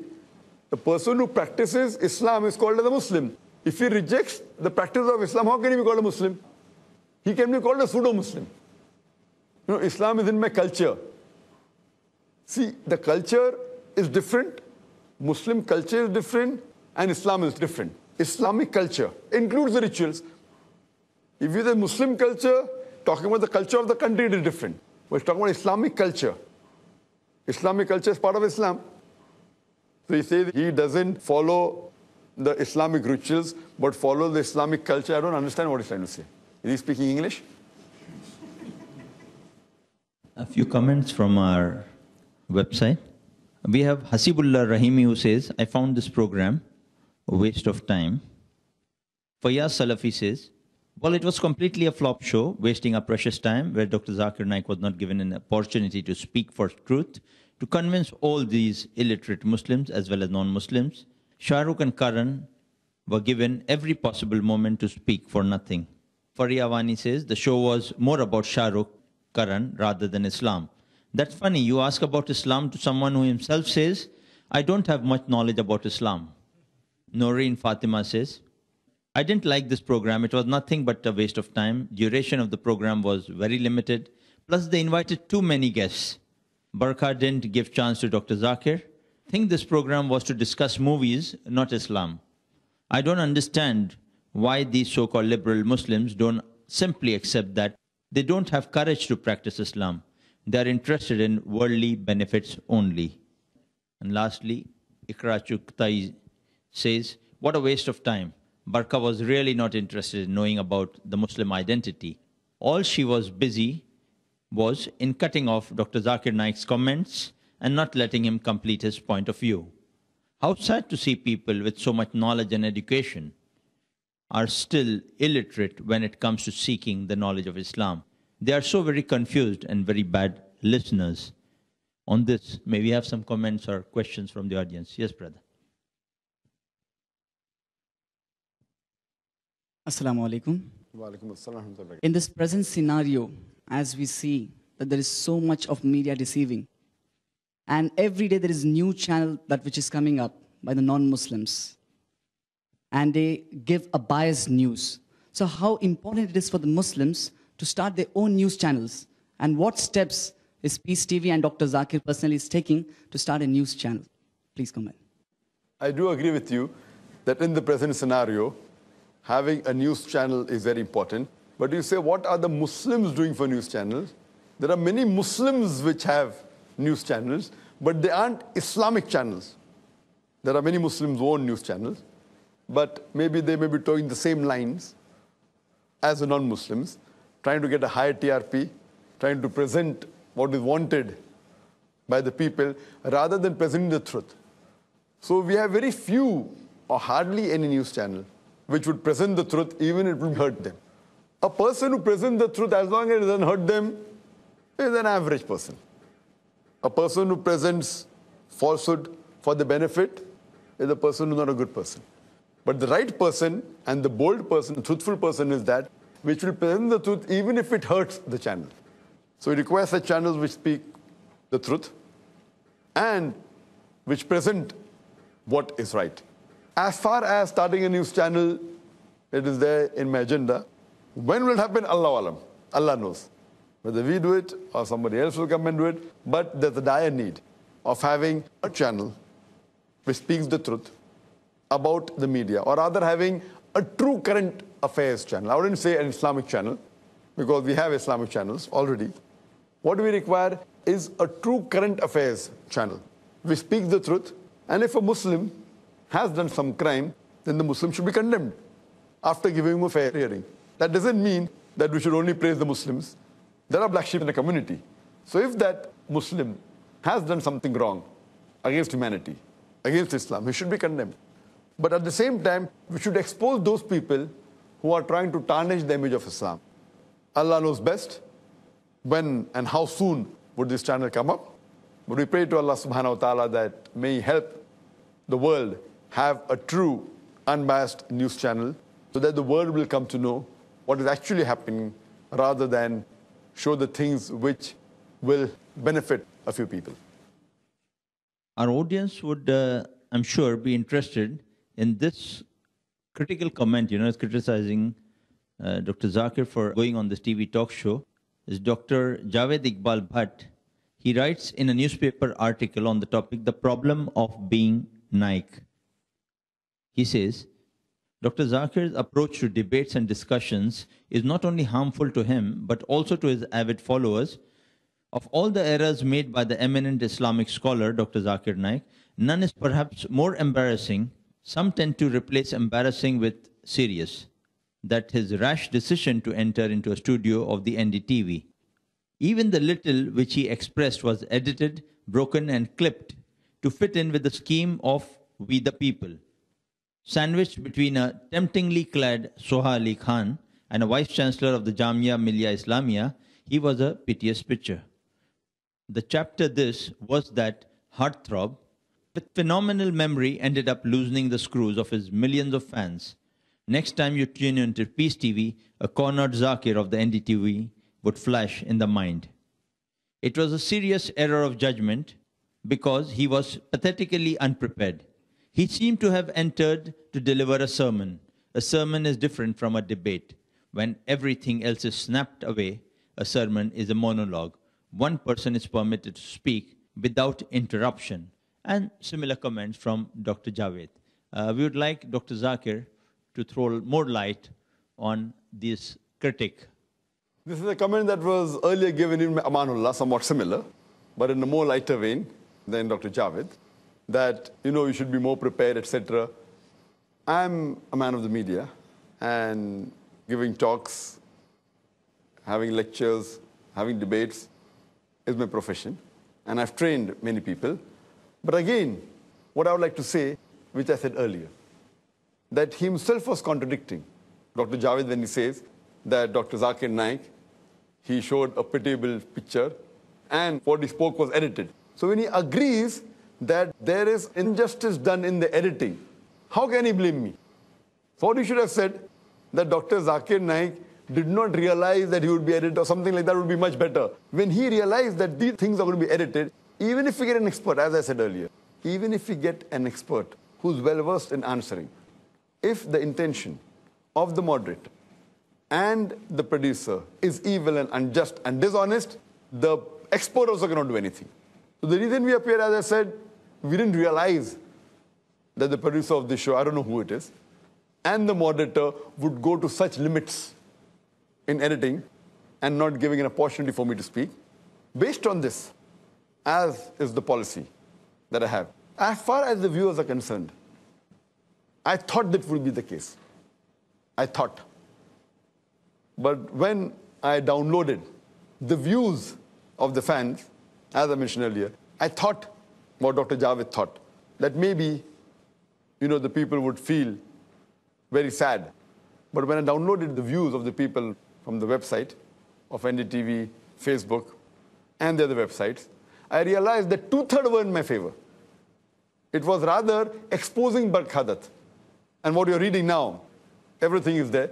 It's not only the positive ones are being said, even the negative ones are being said. So more than 2/3 have either realized, or maybe these are the people who know the media well and realize it wasn't given. And there were some who appreciated her, the way she handled, not knowing the scenario. So what I say, that those people, whenever they see any TV talk show, they should realize that talk shows per se, they are manipulative. What they do, that they either get a person who has less knowledge on that subject. So if it's the topic on Islam, they get a person who has no knowledge about Islam, and then he does the job. The moderator need not use the skills. Or on the other hand, they get a person who's famous, and they cut him down, don't give a proper chance, like what Barkhadat did. Besides all these comments, besides interjecting me for more than 12 times, there is a way how a moderator knows when is the best time to ask a person. If you realized, when she started the show, she first asked Shah Rukh Khan a question. Then she kept on asking other people. She asked me second last or third last. Why? Because in the beginning of the show, the later you ask the person, the better it is. But when she ended the show, and she said, now we'll have the final comments from the panelist, the first person she asked was me. Why? Because the first person you ask, his remarks would remain the least in the mind of the audience. So these things are well known by us, but we cannot do anything. And that's the reason I think Javed Iqbal was impressed by Barkhadat. And that's how he hit these comments. And even in that last final comment, she asked me a comment, and I go to make a point that the Muslims should know how to answer the media. And I said that if we notice the incidents recently that came last month, about the bomb blast that took place in Pune, in German bakery, where about 9 people were killed. It came as headlines. And suspect Muslims. Suspect, mind you. And the same day, the Maoists, they killed 16 policemen. Proven by Maoists, no suspect. It either comes as news breeze or it comes on the front page below. Immediately Barkadat interjected, no, even that came as headline. And she passed on, without allowing me to complain. She knew very well the point was so strong, so strong. Even if it came on the front page, in most of the paper, including Times of India, the headline was, 9 people killed in German bakery in Pune, suspects Muslims. Below in the front page, Maoists killed 16 policemen. Now, planning to kill 1 policeman is a bigger news than general innocent 9 citizens of India being killed. Killing 1 policeman who is supposed to uphold the law in the country is a bigger news than killing general pedestrians on the street. 9. And that also here, the person who has done that is known, confirmed. The news article is small. The German bakery, both are terrorist attacks. So she didn't allow me to complete, knowing very well that this point is very strong. No, even that came as headlines, finish. So does it mean that she is asking me and she is not allowing me to complete? So just because I made a very strong point, she cuts me down. And then immediately to help her, you have Kabir Khan interjecting. So that means she didn't allow me to give the final comments. I spoke for less than 17 seconds. So as I told you, the steering wheel is in the hands of the moderator. So here, but people realized many a time. So for intelligent people who know the media, we can really see behind the scenes. But for general layman who are unaware of the media, so I think Javed Iqbal may not be well versed with the media. But if he knows the media well, he would have made that comment. Jazakallah, Dr. Zakir. Thank you for your comments, which actually turned the tables over on the understanding when it was half cut. You completed the other half. MashaAllah. I think the audience gets more enlightened on that. The next question from the brother at the back. Assalamu alaikum wa rahmatullahi wa barakatuh. Wa alaikum assalam wa rahmatullahi wa barakatuh. There were 2 females from the audience who were discussing about the hijab. First, a Muslim female said that I wear a hijab and I will explain to those who are not wearing a hijab that you should wear a hijab as a Muslim. But then a Muslim female, another Muslim female, she said that she will explain to her. That means she thinks that it is wrong. So she doesn't find it wrong that not wearing a hijab is okay for her. So what are your comments on this compulsion of wearing a hijab as a Muslim? Yes, I do agree that when Barkadat asked, this girl was wearing a hijab, and she explained that she is wearing hijab out of free will. And then Barkadat asked her that if another Muslim girl does not wear, would you mind? She said, I wouldn't mind, but I'll explain to her. That wasn't taken very well by Barkadat. Neither one of the panelists, the Najib Jung. Oh, see, that is counseling. That's the problem. That's the problem with fanatic Muslim. He said something like that. That's not the problem. That's the problem with the practicing Muslim. It's not a problem. It is the duty of a practicing Muslim. As I mentioned, Quran says in Surah Al-Imran chapter 3, verse 110, "Kuntum khaira ummatin ukhrijat lin-nas, ta'miruna bil ma'ruf wa tanhauna 'anil munkar wa tu'minuna billah." That ye are the best of people evolved for mankind because we enjoin what is good and forbid what is wrong. If we do not enjoin what is good and forbid what is wrong, we aren't the best of people. So Najib Jung, being a vice chancellor of Jamia Millia, doesn't know this verse of the Quran. It's compulsory duty. So he's saying it is a problem with such Muslims. It is the duty of every practicing Muslim. Similarly, that girl who said, that means she does not agree. Yes, she does not mind, but she does not agree. Similarly, when I said that if a person does not have drugs, and if I counsel him don't have drugs, then Najib Jung will be happy. Because the secular world feels that drug is wrong.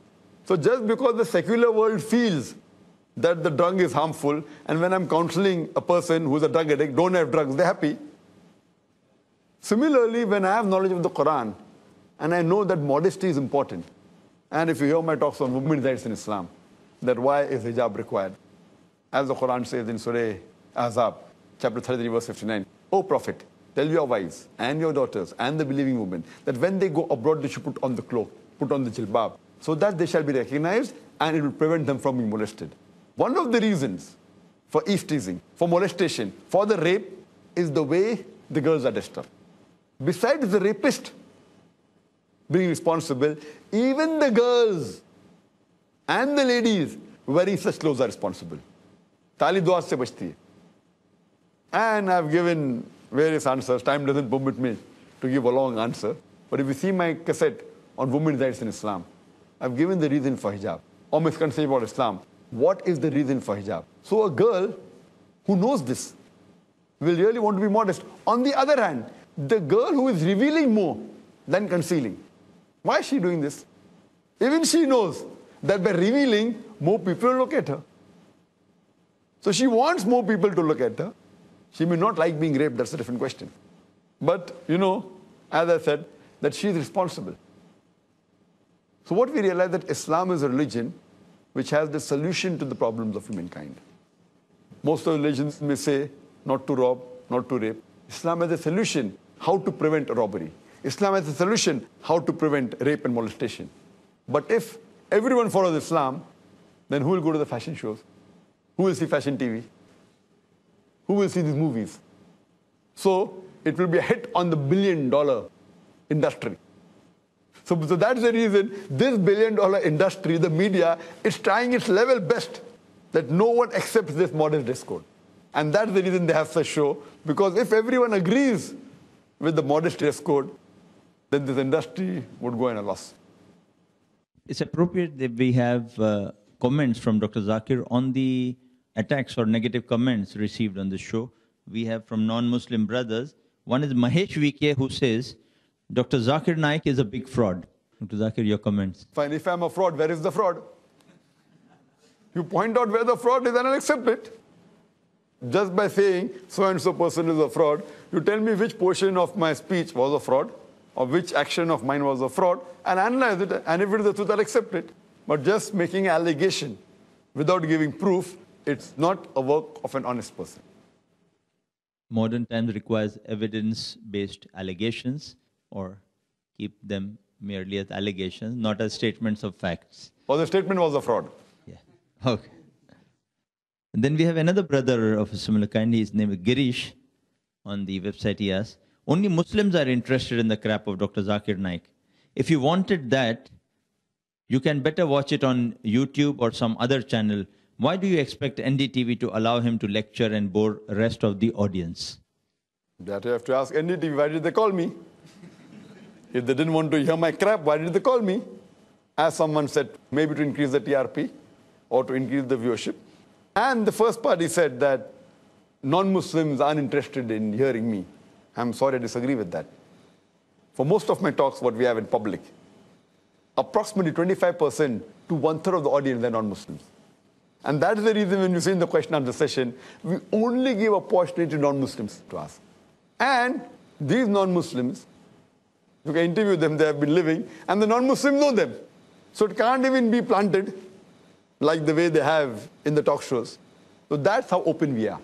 And even the viewership of the Peace TV, just for the knowledge of the non-Muslim, that one-third of the viewers of Peace TV are non-Muslims. Not only in India, in fact, throughout the world, alhamdulillah. Jazakallah, Dr. Zakir. I think the audience gets more enlightened on that. Any questions, if any brother here would like to put forward to Dr. Zakir on this? Yes, brother. Assalamu alaikum. Wa alaikum assalam. Brother, don't you think we are showing too much discomfort after this program and making the skeptics happy with this? I mean, I believe that you can pull it off and you can make many more opportunities after this. That's a very good question. That aren't we overdoing it? Isn't the overreaction by us to do such a show?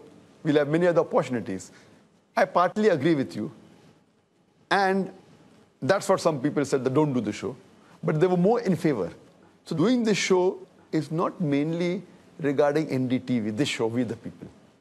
We the People and Barkhadat are insignificant for me. I do agree with you. Don't misunderstand that this show is done only about NDTV and Barkhadat. Impossible.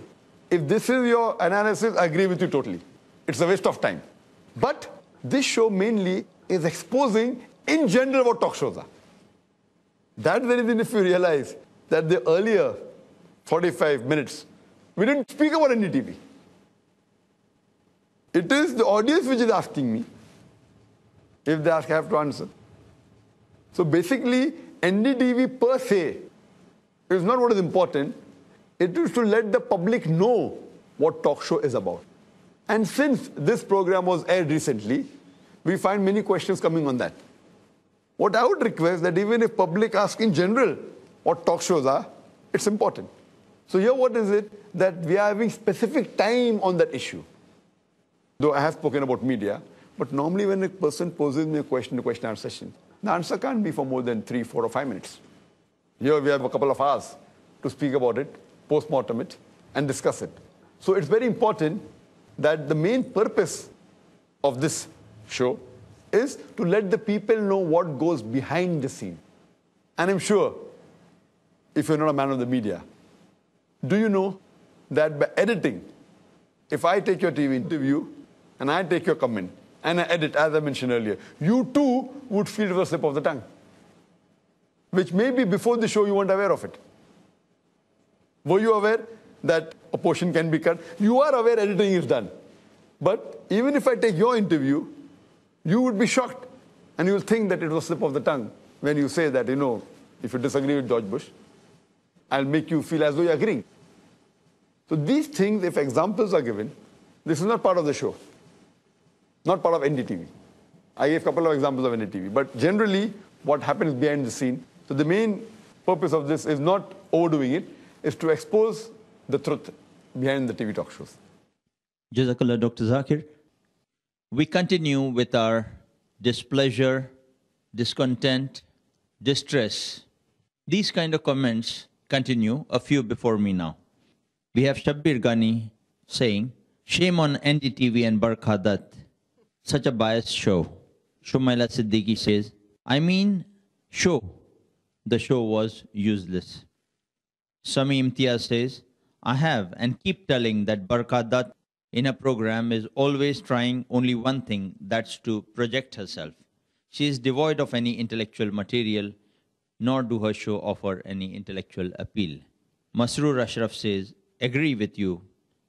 Over the years, Barkha has hogged the limelight. She has become more arrogant. I'm starting to hate NDTV because of her. I hope Pranoy Roy is reading these comments. Nadia Jamal says, I was your fan till yesterday, Barkha, but not anymore.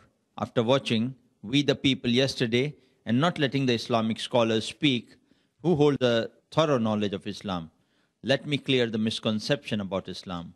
It is not the religion only for Muslims, but for whole mankind.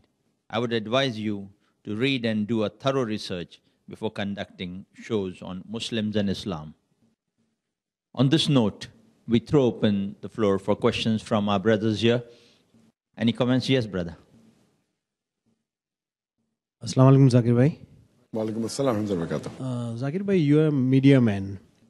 It would be interesting to know your perspective on why the media, not only in India, but all over the world, take so much pleasure in maligning Islam. What are the forces that compel these people to malign Islam at every given opportunity? The question regarding why does media enjoy or why does the media malign Islam? Because, as you're aware, that Islam is the fastest growing religion in the world. And the reason they want to malign is because it is a very good way of getting high TRP. For example, you write a book against Islam and high chance it will become the bestseller. Similarly, you have programs against Muslims and your viewership will increase. Because today Islam is the fastest growing religion. And that's the reason the more the people malign Islam, these people who don't like Islam, they want to promote it. So that's one of the major reasons I feel that the media also loves maligning Islam so that they can benefit from the viewership. Yes, brother.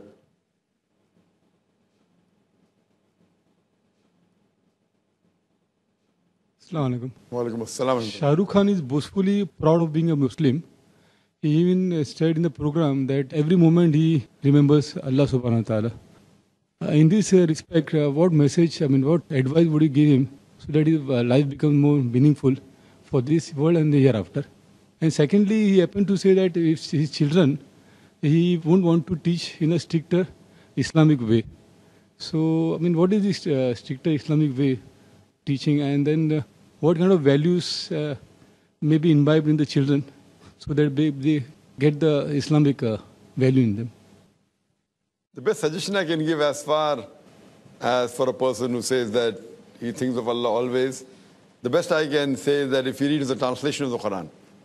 He said he has read the Quran in Arabic, he has read it in English, but if he keeps on reading Quran and makes it a part of his daily life, because the glorious Quran is the most positive book in the world. It's a proclamation to humanity. It's a fountain of mercy and wisdom. It's a guide to the erring. It's hope to those in despair. It's a solace to the suffering. And it's an assurance to those in doubt. I feel if a person is attached to the Quran, that's the best guide that he can have. As far as he mentioning that he wants his children to learn Islam, it's nice of him to say that he wants his children to learn Islam, but he's a little bit skeptical that not the Islam which is followed by certain Muslims who he feels may be going to one extreme or one excess. So the best, what I feel, as far as the young generation is there, we should talk to them Islam with reason, logic, and science. Islam is the most scientific religion, it is the most logical religion, and it is a religion which has the solution to the problems of humankind. So if you explain Islam in the right way, inshallah the youngsters, and that is the reason today we find that the younger generation, they are coming closer to Islam even than their parents. Jazakallah. We have a negative comment from brother Sabir Bhatt, non-Muslim. He says, this on the website, "Hello Barkha, religions are all antiquated. Why did you have to bring in a nutcase like Zakir Naik on the show?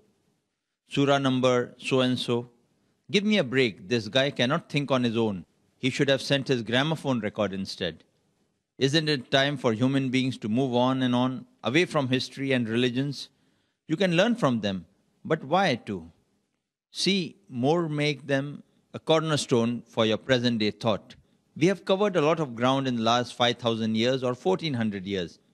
Why are these clowns dragging us back in time? I was even surprised that Shah Rukh wants to call himself a Muslim. Sorry, makes me laugh. What is he looking for now? Possibly a vote bank? Why can't we just be humans?" As far as comments that why are we going back in time and why should we call ourselves Muslims, why can't we just be humans? But naturally, as I mentioned earlier, that to be a good Muslim, you have to be a good human first. It's like someone telling me, fine, why not pass standard 10? I'm talking about post-graduation. So passing standard 10 is like becoming a good human being. Being a postgraduate is like becoming a good Muslim. So the person only happy by passing standard 10, that's his choice. I want to be a postgraduate. So to be a postgraduate, besides being a good human being, I should be a good Muslim. I should submit my will to the will of Allah subhanahu wa ta'ala, to our Creator. And if I follow His advice, that will make me successful in this world as well as hereafter. May we have some questions on general, from our brothers here, not necessarily on the talk show. I know it is topical, it is recent, it is relevant, what we had on NDTV. Any other specific question you'd have on TV talk shows, we'd appreciate that from any of our brothers. Yes, brother. Brother, I've always heard you saying that Muslims should know how to reply in media.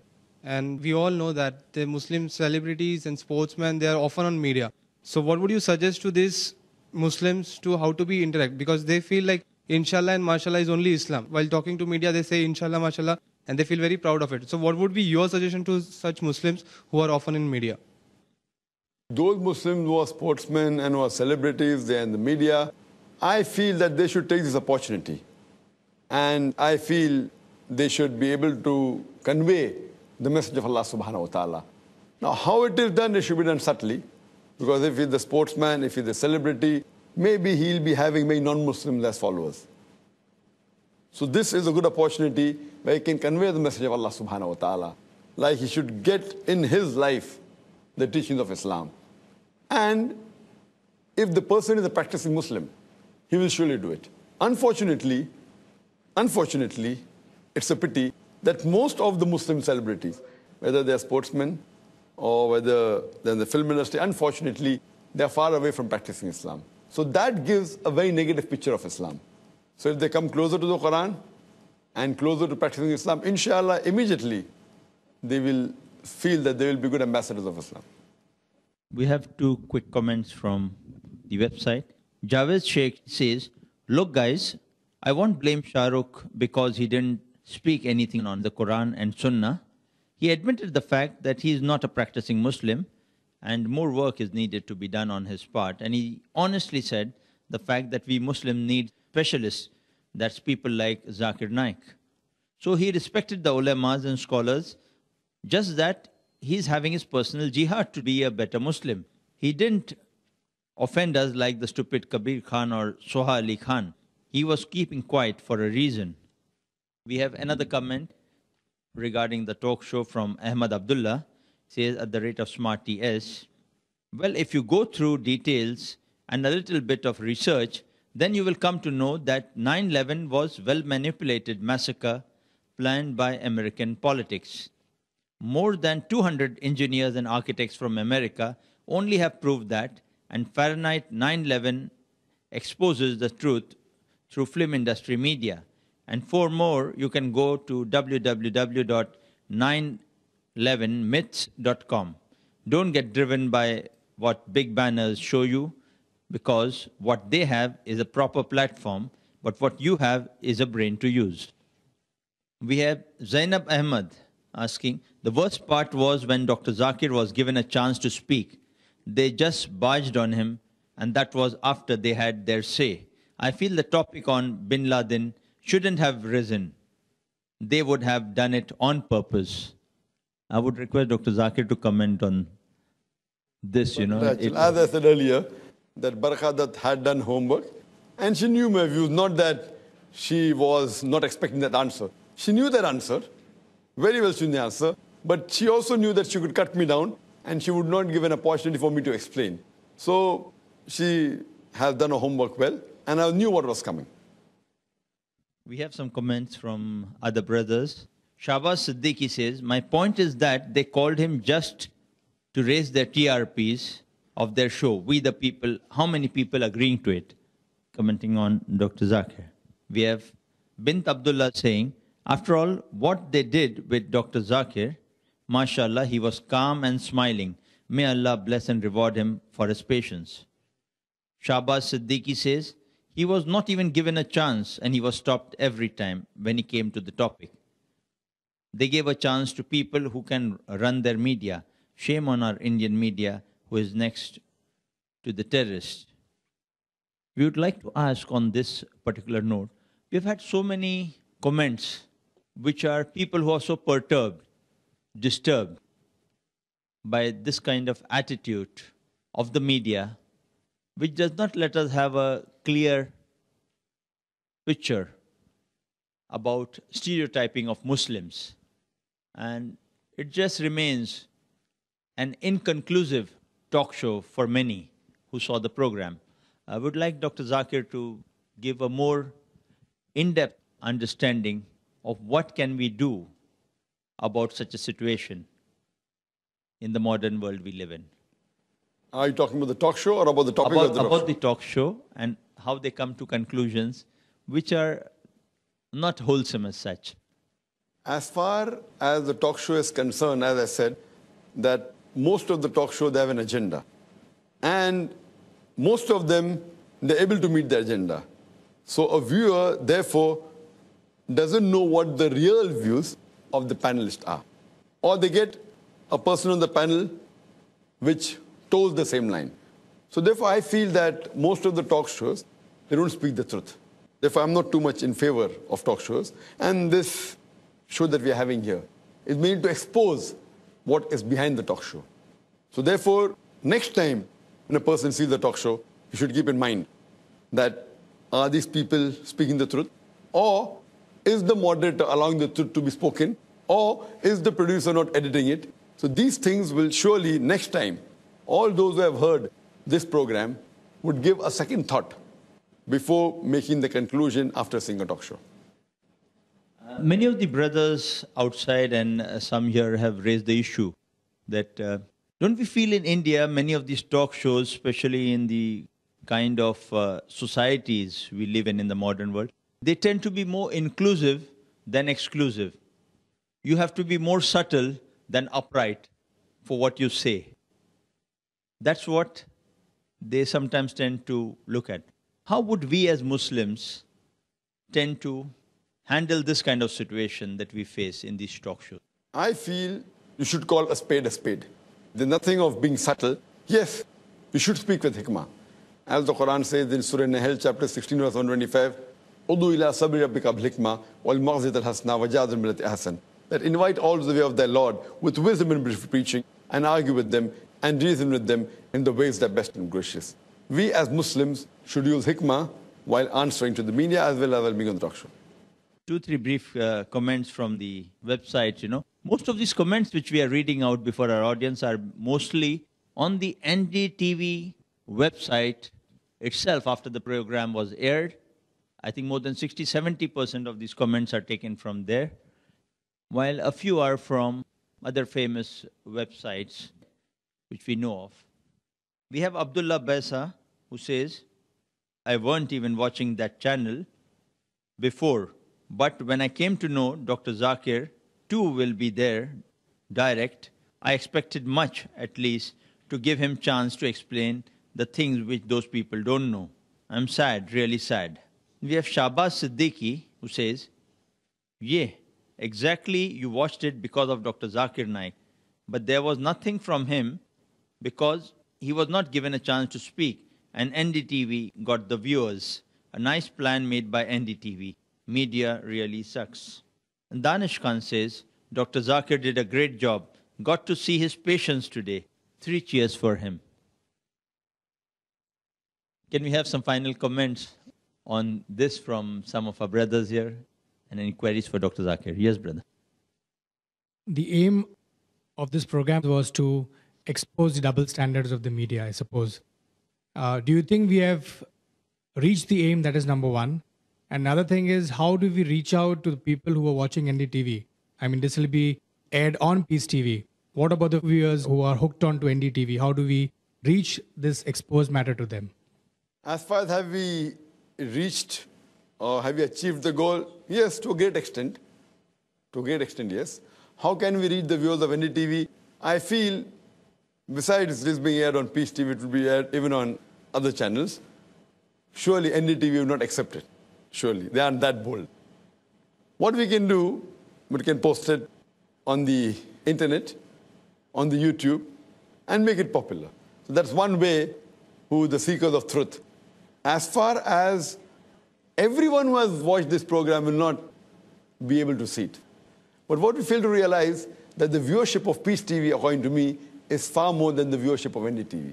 NDTV may have more viewership in India, but Peace TV is the international channel which has more than 100 million viewers. So in terms of that, the Peace TV viewership is bigger. And our main aim is not only to let the viewers of NDTV know about it. Viewers of all the satellite channels should know. So anyone who is a TV watcher, who watches normal channels which have talk shows, they would be aware that when they watch a talk show, what is behind the scenes. We have a brother here, Smarty S. He says, I'm confused here. There are hundreds of videos of Mr. Zakir Naik openly saying against India and praising terrorists. He also says 9/11 was done by Americans, not by some jihadis. Why are my Indian Muslim brothers supporting him instead of SRK or Madni Sahib, who are standing against terrorism? I think Dr. Zakir would be the best one to answer I would that. like Smarty S to point out a single talk of mine where I have spoken against India. I always say I'm proud to be an Indian. I'm proud to be a Muslim also. I'm proud to be an Indian Muslim. As far as supporting terrorists, in fact, I've given the talk on terrorism.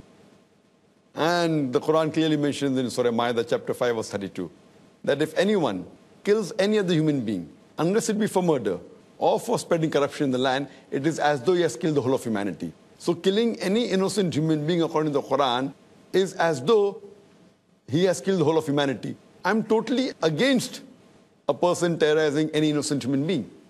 what he may be saying, who he thinks is a terrorist, and who I say I don't know. So if I don't know, and I've got no proof that the person is the terrorist, I cannot condemn him. That doesn't mean I'm supporting terrorism. What I'm saying, that who they call as a terrorist, there isn't any sufficient proof to call that person a terrorist. But terrorizing innocent people in all ways has to be condemned, and Quran and Islam condemns the killing of any innocent human being. Jazakallah, brother. May we have 2 or 3 questions from the brothers? The next question from the brother in the front. What is the Muslim identity, and is it required? As far as the whole talk show on We the People, the Muslim identity is concerned, I don't think the talk show did justice. What is the Muslim identity? And if you want to know what the Muslim identity is, you have to go to the authentic sources. That is the Quran and the Sahih Hadith. And as far as the Muslim identity is concerned, identity means the person should identify. The practice of Muslim are many. You should be honest, you should not cheat, you should not tell a lie, etc., etc. But identity means a label. And the label for a Muslim is, as per mentioned in the hadith of the Prophet Muhammad, it's mentioned in Sahih Bukhari, volume number 7, in the book of dress, hadith number 5892, that the beloved Prophet Muhammad said, that do the opposite of what the pagans do. Trim your mustaches and let your beard grow. So growing the beard is the commandment of the Prophet. And that is one of the identity of the Muslim. It's a sunnah. Some people call it fard, the difference of opinion. But no one says that it is not part of Islam, except those people who don't have knowledge of Islam. And the other identity is covering the head. The Prophet always, whenever he went out, he always covered his head. Sometimes with a helmet, sometimes with a turban, sometimes with a cloth. Covering the head is the sunnah of the Prophet. And this can be seen in various hadith of Sahih Bukhari, volume number 7, in the book of dress, chapter number 16, as well as Sahih Bukhari, volume number 7, in the book of dress, hadith number 5807, where the Prophet covered his head. Though it's not a fard in Islam to cover, it's not compulsory in Islam to cover the head, it's a sunnah, it is recommended. So these two things, covering the head, whether with a turban or with a cap or with a scarf, the gent's scarf which is called as a gatra, and sporting a beard is the true identity of a Muslim. And if a person is proud to be a Muslim, he should be proud to wear the label. As I mentioned earlier, that a doctor is proud to put doctor before his name because he's proud to be a doctor. Similarly, a person who is a practicing Muslim and is proud to be a Muslim should wear the identity, the label of a Muslim, that is the cap or a turban covering the head and sporting a beard. Yes, brother. Dr. Zakir, has your Muslim identity, the beard and the skull cap, ever been an obstruction for you, especially post 9/11? As far as the Muslim identity, the skull cap and the beard being obstruction for me, as far as my colleagues or the people who are in the same field as me, that is propagation and giving lectures, I know most of my colleagues have been in tough situations, keeping a beard, wearing a skull cap, traveling to different countries, especially going through immigration. But as far as I'm concerned, alhamdulillah, summa alhamdulillah, this cap and beard has never ever been an obstruction before 9/11 or post 9/11. In fact, it has benefited many times. Never was I in a situation where I felt that this is causing obstruction. Yes, there were situations which were delicate, especially when I traveled to different countries.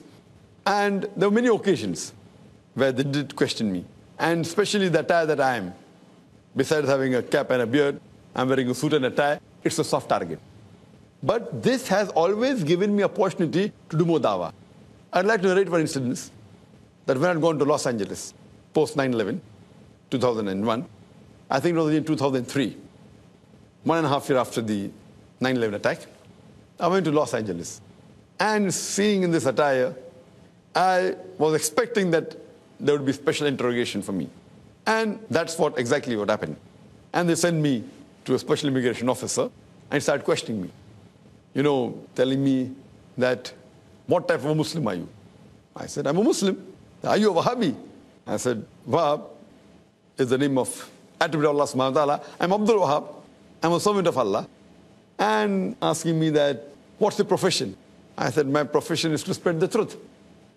Because Jesus Christ, peace be upon him, said, it's mentioned in the Bible, seek the truth and truth shall free you. And this way the conversation went.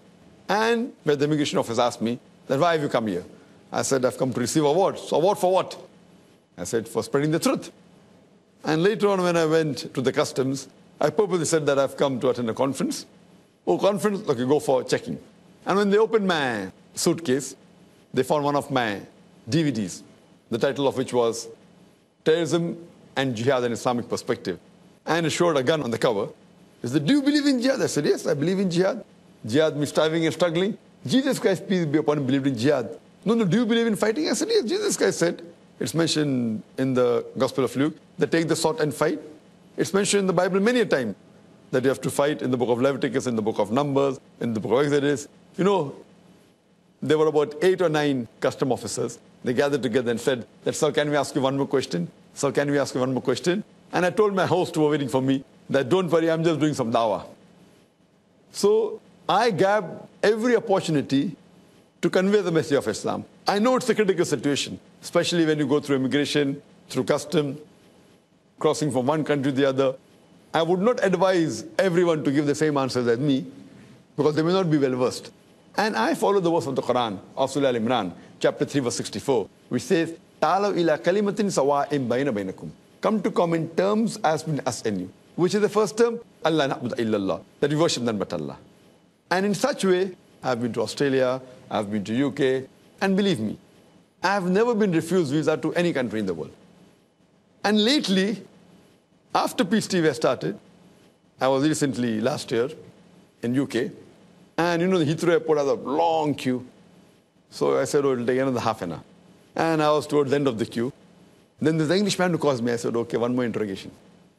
He said, Dr. Naik, how are you? Oh, have you come for a talk? So he makes me break the queue, thinking he wants to interrogate me, but he recognized me because he saw me on the channel. So he said, have you come for a talk? I said, no, I've just come to meet my friend. Okay, when are you coming again for a talk? And now, because I come on the channel and people see me and they hear my views, it is a benefit. And especially in the Indian immigration. In the Indian immigration, most of the time, more than 75% of the time, when I go out of the country, when I come in, the immigration officer recognizes me, whether it's a gent or whether it's a lady. And I may have to spend some more time either answering the query or maybe giving an autograph. And most of them are Hindus, mind you. When I come through the custom, it's easier for me to walk out. Most of the time, I don't have to put my bag through the X-ray machine. Someone recognized me, oh, Dr. Naik, you need not go through the scanning.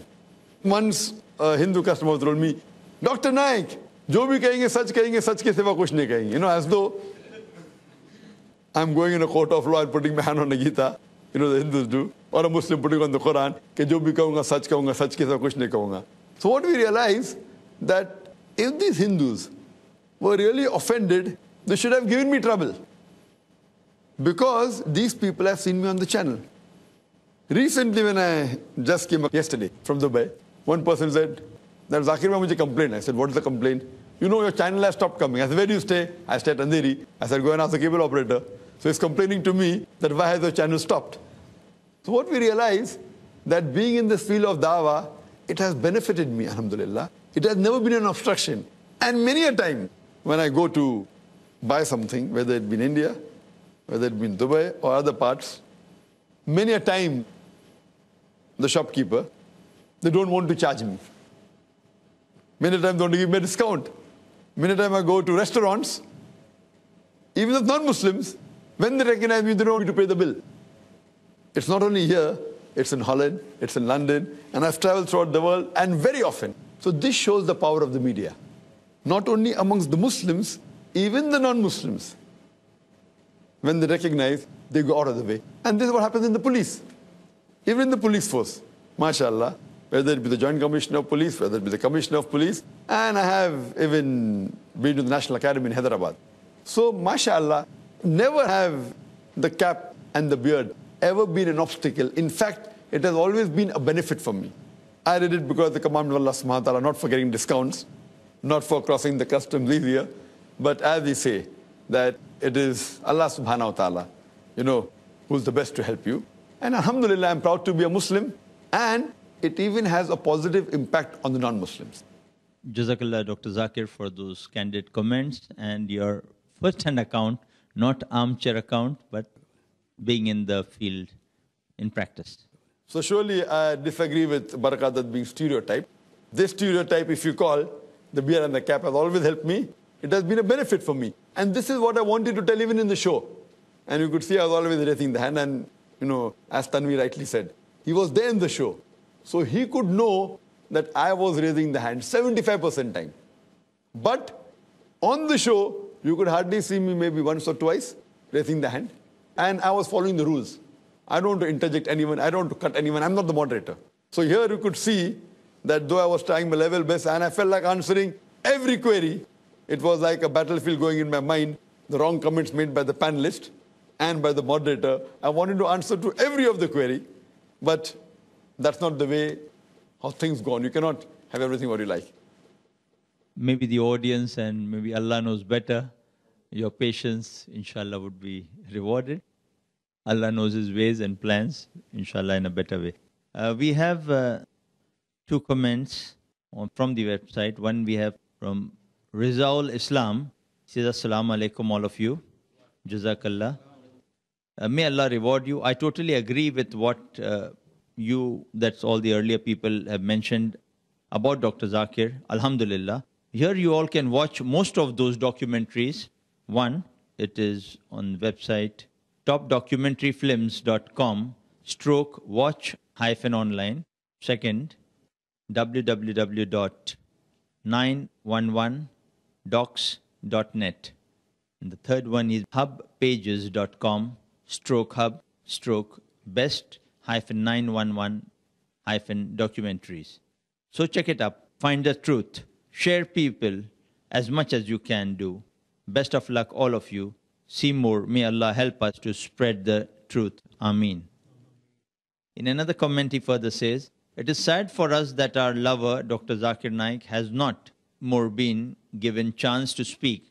He should have been given more chance to speak. But good things are that it was clear for us Dr. Zakir Naik is once again proved himself. He is a true and brave Muslim, especially when he talked about Bin Laden and what are the real faces of media. May Allah protect us and guide us. Ameen. Jazakallah. From brother Arif Muhammad.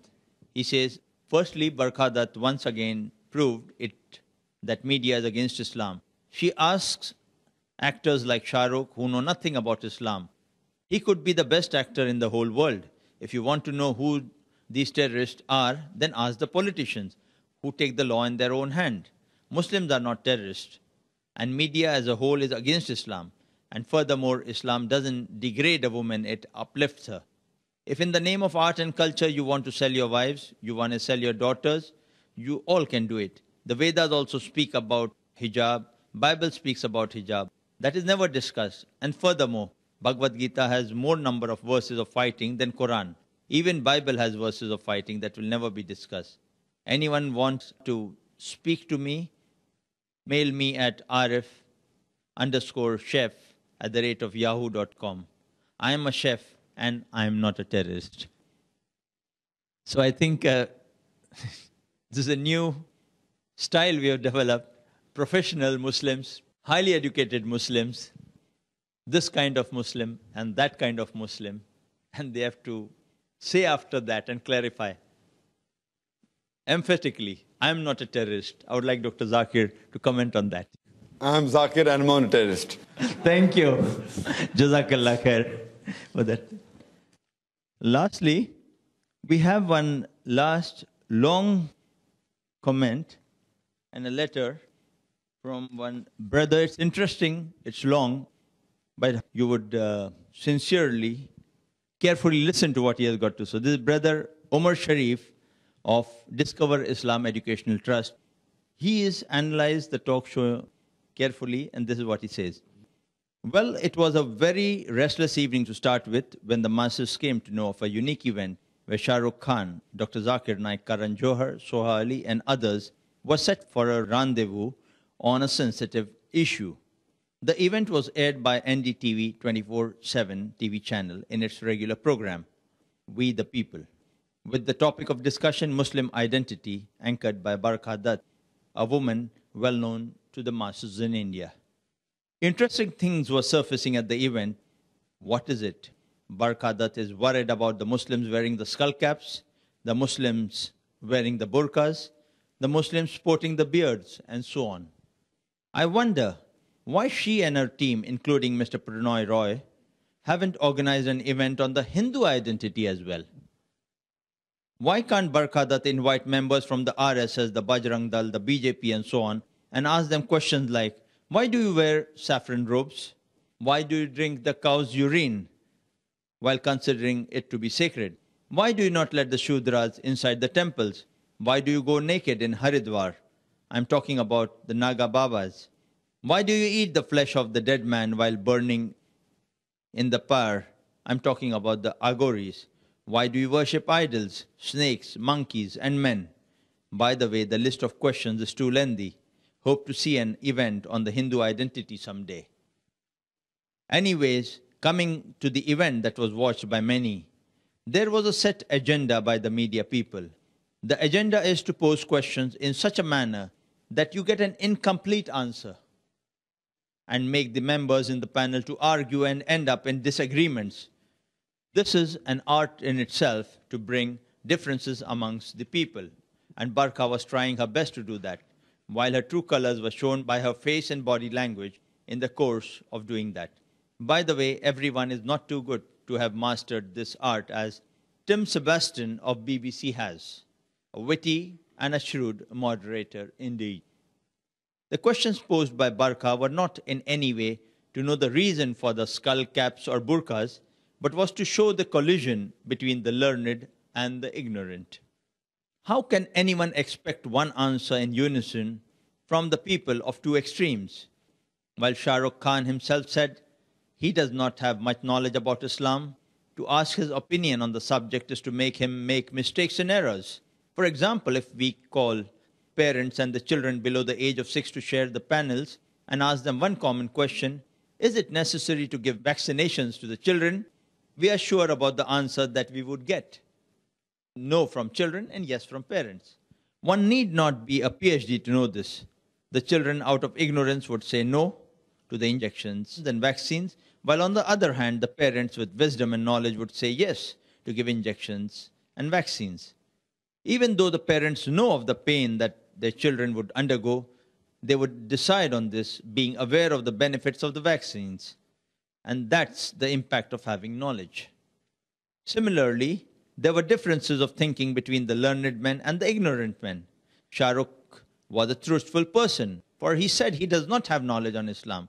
Well, to say that I don't know is in itself half the knowledge. I congratulate Shah Rukh for that. But the man Kabir, who happens to be an ignorant on Islam, believes to know all about Islam. Now that's a disaster. While Dr. Zakir gave the definition of being a good Muslim, Kabir at once jumped with the comment by saying that it was a narrow understanding of Islam. Look at the ant challenging the elephant. What a miserable Kabir. Kabir never gave his broader understanding of Islam anyway.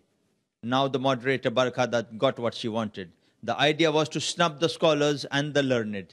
They got what they wanted.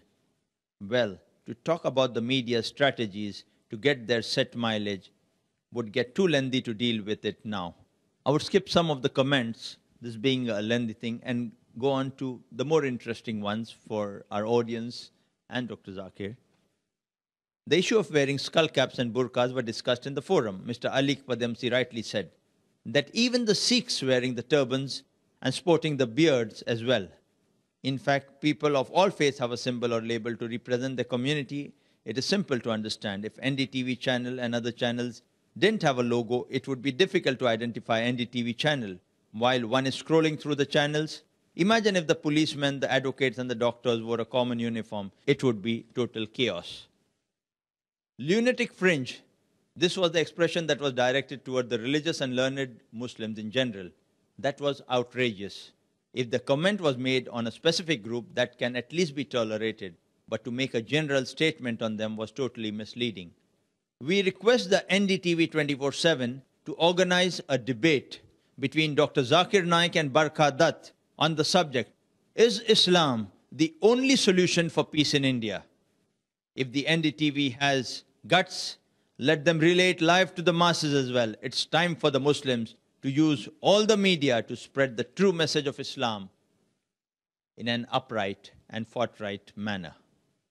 This was written by Brother Umar Sharif, who is the president of Discover Islam Educational Trust, Bangalore. If NDTV agrees, which I doubt, I will surely love to have a debate as long as it is aired live with Barkha Dutt on any topic on Islam, even the same topic, Muslim mandate. But it should be live.